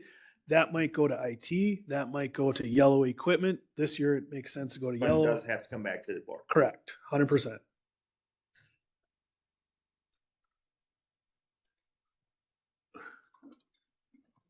Sell it, Roger, you gotta sell it. Okay, just for the record, I'm going to read the first whereas and therefore be it resolved. Whereas the executive committee has identified the need for financing a portion of the 2026 Highway Department road construction projects to the potential extent of $3.1 million, et cetera. Now therefore be it resolved that the Price County Board of Supervisors authorize the executive committee to proceed with the implementation of financing 2026 Highway Department road construction projects in amount not to exceed $3.1 million to be financed through the issuance of short-term debt and to include such debt payment in the 2027 Price County budget. Fiscal impact, $3.137 million, and that'll be in the 2027 budget.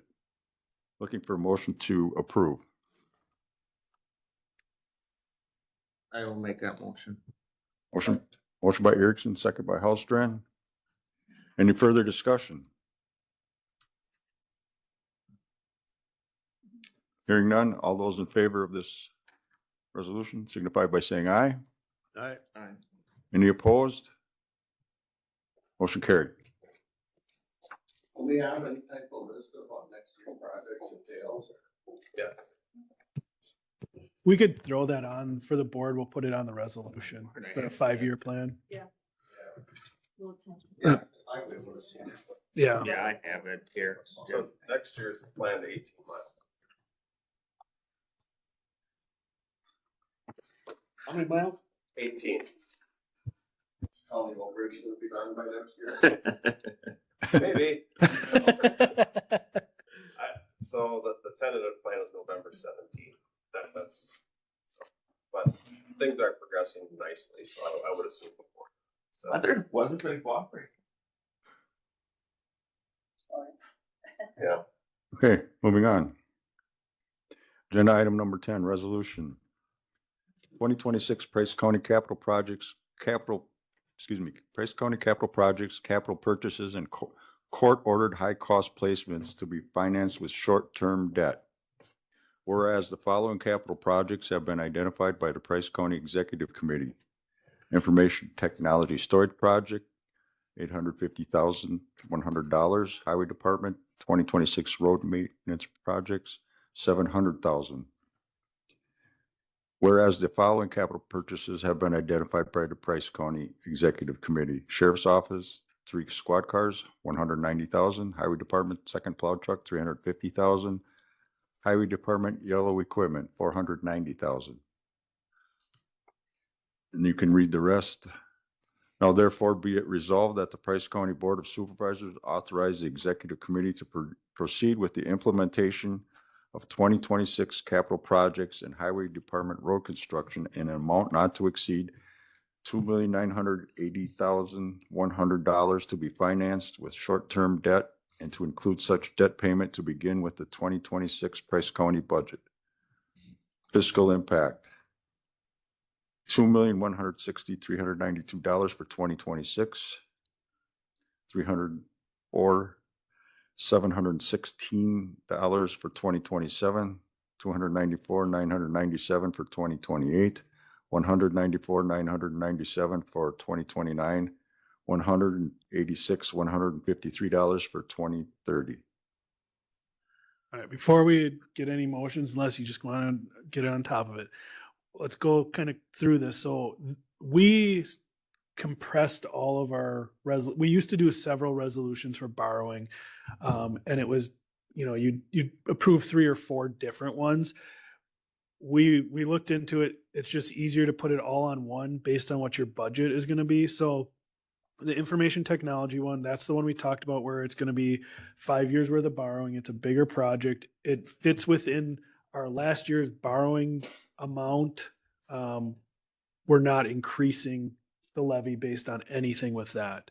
The highway department 2026 road maintenance projects, that's what we do every year. Those are those reoccurring ones where one drops off, we just borrow the next one. One drops off. One is 400,000, the other one's 300,000. Yep. 300,000 is a 3-year note. And that's all in that budget packet we gave you. I put up on the screen where it lines up. So like if you look at retired ones, this 300,000 is a highway. The 400,000 is a highway. Those loans are recurring and they were approved by a previous board. Yep. And so if So you, when one 300 is paid off, another one is initiated. no, well, 3 are at any After one 3 time. years. Yeah. Correct. It's So not you're every- making 300,000 in payments on 3 or 100 on each loan, and then you're getting 300 each year. And yes, that's been going on for 5-6 years now, where we just, as every year one goes, or we do a new one, and then every third year it falls off. Because we took levy from highway to cover other costs in other areas. And this is how we. I just wanted to remind Yeah. everybody that this was previously approved. I had Yeah. to sign the papers and I didn't know Yeah. why I was signing for loans that I never knew Yeah. about. So in the one that's falling off was taken in 2023 to offset levy. So there's 300,000 that we're replacing. The 400,000 portion is from 2024 that we'll be replacing. So that's the 700. So that lines up with this. So we retired 2, we took on 2. Failure to take on those 2 would mean we have to relook at what we're doing at highway, because that's mostly his maintenance, general maintenance for roads. Yeah. Chip sealing, crack filling, snow plowing, mowing. County roads, not state Right. roads, but yeah. So that's those 2. The next one is the squad cars, which again falls within this right here. So the highway truck and multiple projects, that was 725,000 for 1 year. It's going away. We're saying replace it with the squad cars, plow truck, and actually the information technology payment portion. So those 3 equal to 750. The highway department yellow equipment. So this is the unique one that we just amended the 3.1 that we had taken in the past. So if you look at here, 3.1 million for construction goes away because we paid that. We're recommending 2.6, which you just approved, which leaves a gap of 400, whatever it is. So this is the remaining unspent balance of the 3.1 Correct. million. And we're recommending that go towards yellow equipment. So our debt levy was at 3.1 million. Your next year's debt levy is actually 2.6 in construction. We're saying that gap, because we did it the year before, instead of lowering the levy, fill it with the yellow equipment need. Now, in the future, if he used all 3.1 and still needed yellow equipment, we'd have to go above and beyond that as a request. In this case, we're managing that debt levy as the same as 2025. So 2025's and 2026 debt levy at the highway will be the same. Because even though we're getting yellow equipment, we're using past money to recommend doing that. And then Yellow equipment, a grader. no, Well, that's what we bought this year. Right. So on the list would be an end loader. I don't remember. That list we looked at earlier, right? well, Highways, yeah. there's a 5-year plan of equipment. It was an end loader and a Hand loader was the big one. Yeah, Wasn't there a new brine truck or something part of that? Or is no, a that was different- later. that's on the list, but I don't know. there was the skid steer, Skid steer. That's what I think. everything was to do kind of construction projects is what we were leaning on this year, to make those 18 miles go quicker, right? Like having a skid steer out on the job does a lot. So this is, we're taking out a 5-year loan, but this is 1 year to borrow. No, we're taking 1 year loan on most of these. The only one that's a multiple, well, there's two that are multiple year loans. The storage project, that's a 5-year loan. And then the 300,000 in here will be a 3-year loan. Otherwise, everything's 1 year. So that 2.1 million is already in the budget for this year? 3.1, yes. 3 point, And so we're reducing the 3.1 down to 2.6 and adding. this one on this resolution. Pat, just like me. On this resolution, 2.16 is financial impact. Oh, yeah. Everything that you see on this resolution lines up with your budget packet. And Right that's here. already in the levy. Yep. None of this would, well, it'll increase the levy, but it's what we It's presented. already in there. Yes, this is not additional above, no. No. Okay. What we're saying is we presented the budget. These documents co-align with that budget in order to do it. So if we decide not to do something, the levy would actually lower. Correct. Correct. And then the last one on the list, so that was the 490, that's the gap. So again, it doesn't increase the levy like you were just asking. The last one is court ordered high cost placements. We talked about it earlier. We've had some high cost monthly placements. Statutorily, we're allowed to pay ourselves back court ordered placements. So instead of having a problem three years from now when we can't keep up with our operational costs because these high cost placements have lowered we have a fund balance there. This year and last year, we've used that fund balance to make sure we cover those high cost placements. We're saying pay yourself back so we can slowly manage to work that number up through our general levy without having to make any extreme changes because we're covering it with. I don't recall ever having to borrow that before. No, this is a new one. Right, because Um, that's where we took the 400,000 from highway to cover it that 1 year. Long time ago. This is Long time new. ago, This is right. just, this is outside of any issue. Like if you don't borrow this one, the only issue you'll have is in future years, you're going to have to come up with more money in high cost placements, which will take away from something else. We can't, So this is you're gonna, potentially. you might Well, borrow we this are. and might not spend it.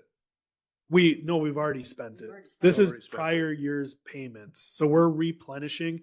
We've spent our savings account.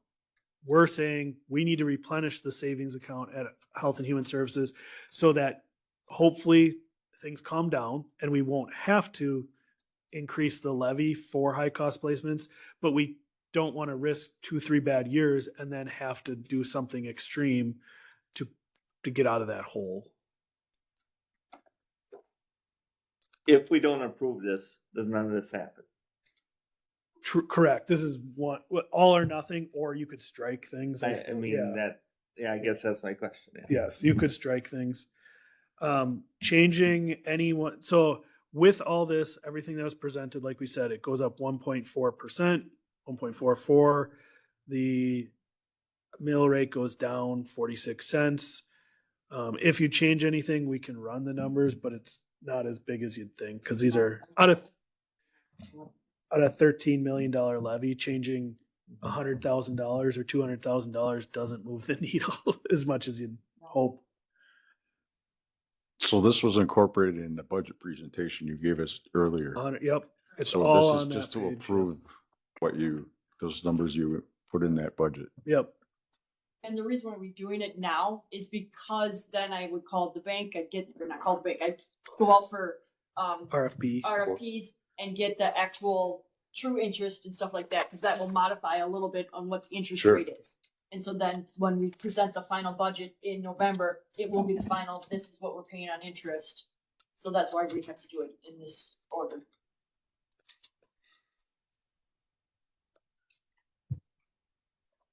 I got a question for Roger.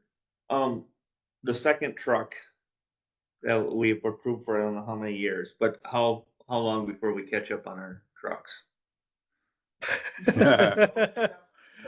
I mean, is there a catch up on that by getting 2 a year?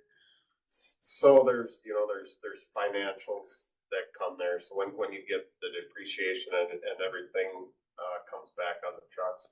So eventually our equipment fund should be building up. We're gonna be generating more revenue.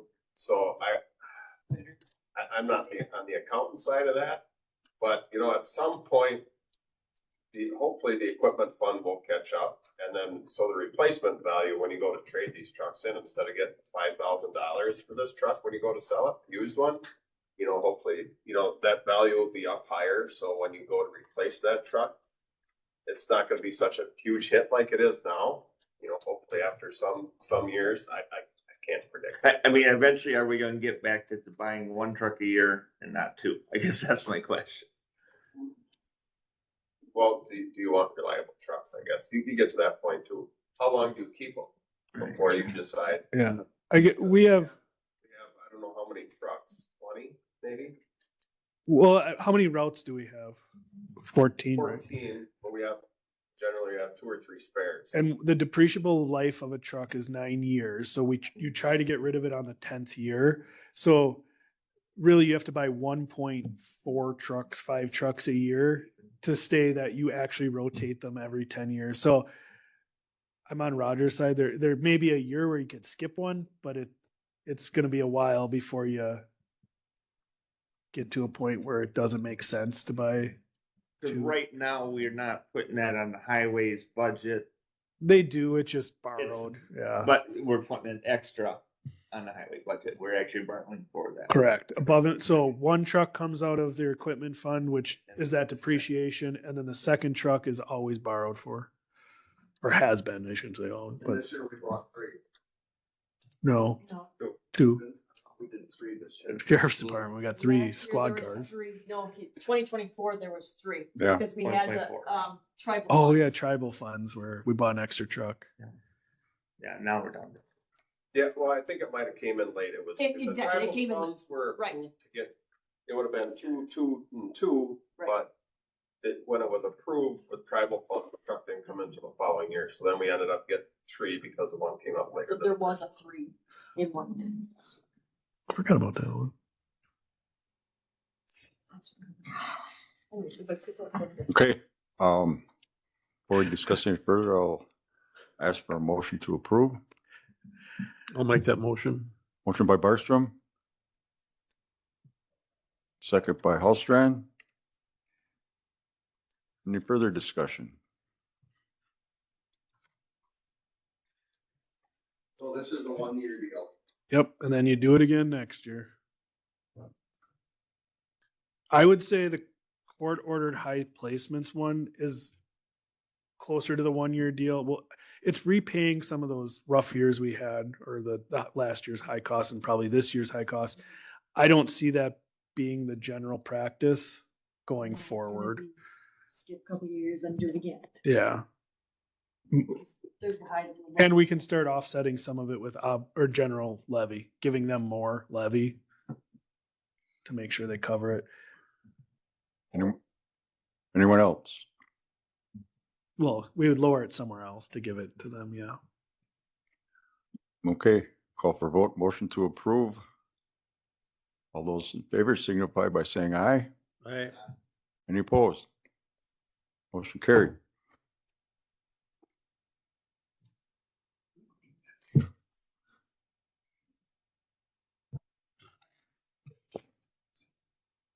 Okay, next item is number 11. Redraw supervisor lines from Elk and Phillips annexation. It involves 3 residents from the city of Phillips to town of Elk. I believe this is a state required procedure. Just instead of creating a new district, looking to just add these to an existing district. Nick, if you want to embellish, please. That's Okay. Well, we're just trying to get our ducks in a row here, so I'll go through this and then you can add anything. Okay. A form redistricting committee, the recommendations are myself, Evan Lunn, and the clerk, along with 3 board members. I'd like to point you right now, if you're willing, is Alan, Doug, and Jeff just for this committee to take care of this annexation.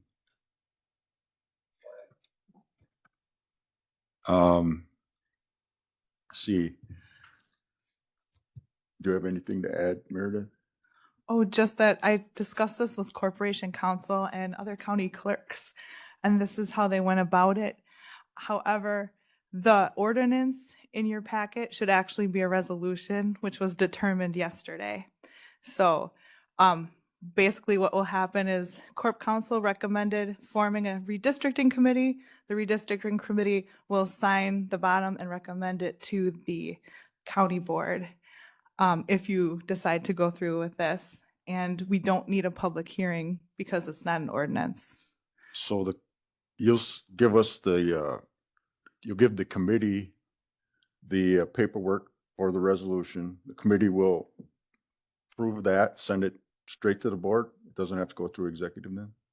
Not that I know of, because I attached ordinance 2021-01, and that came from districting to county board, but I can send it to executive too, since it came Well- out of here. Well, it's all committee members on the committee, so we'll send it straight to the board. Okay. So this is basically just for information.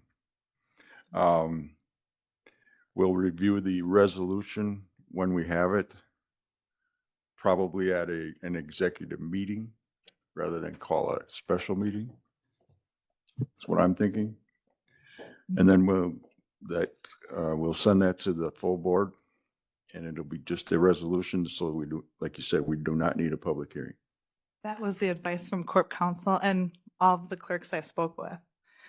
And I do have one other deadline. What is it? The deadline for a resolution to redraw the supervisor lines is November 15th per state statute.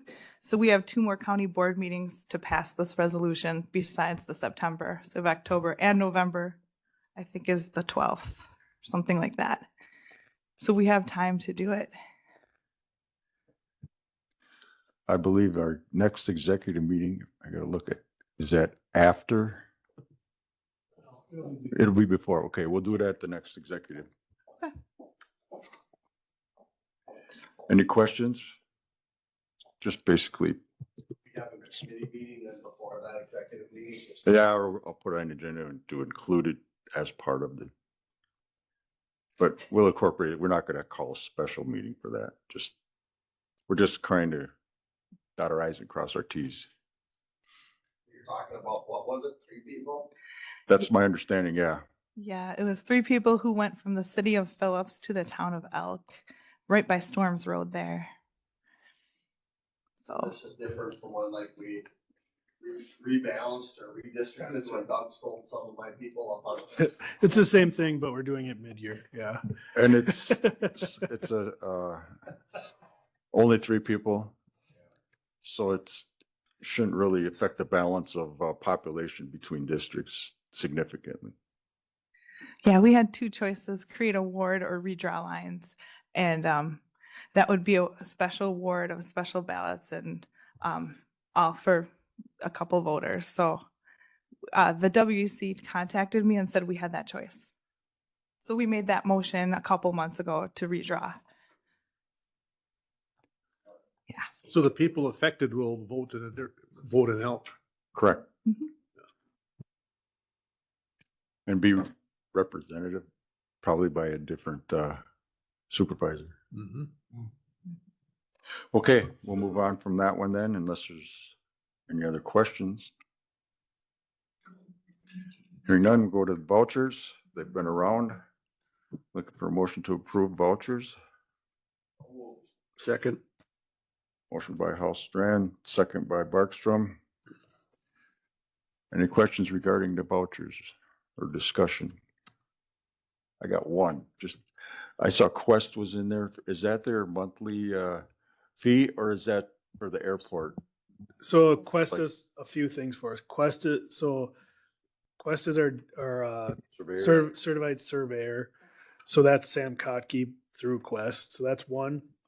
It might be survey work because they do general survey work, and it could be the airport one. Okay, so it's just a service we cumulative bill. Yeah. It's not I'd have to look at. You'd which have to look bills. up at if it was line item. Yeah. Okay.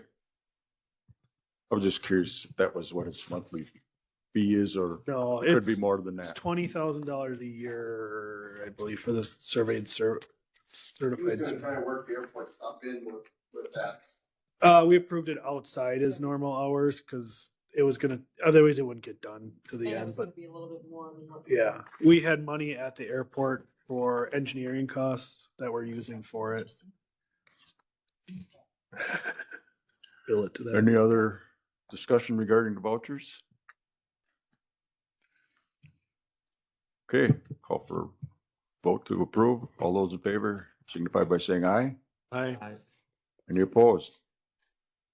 Okay, motion carried, vouchers approved. Date of the next meeting is October 9th.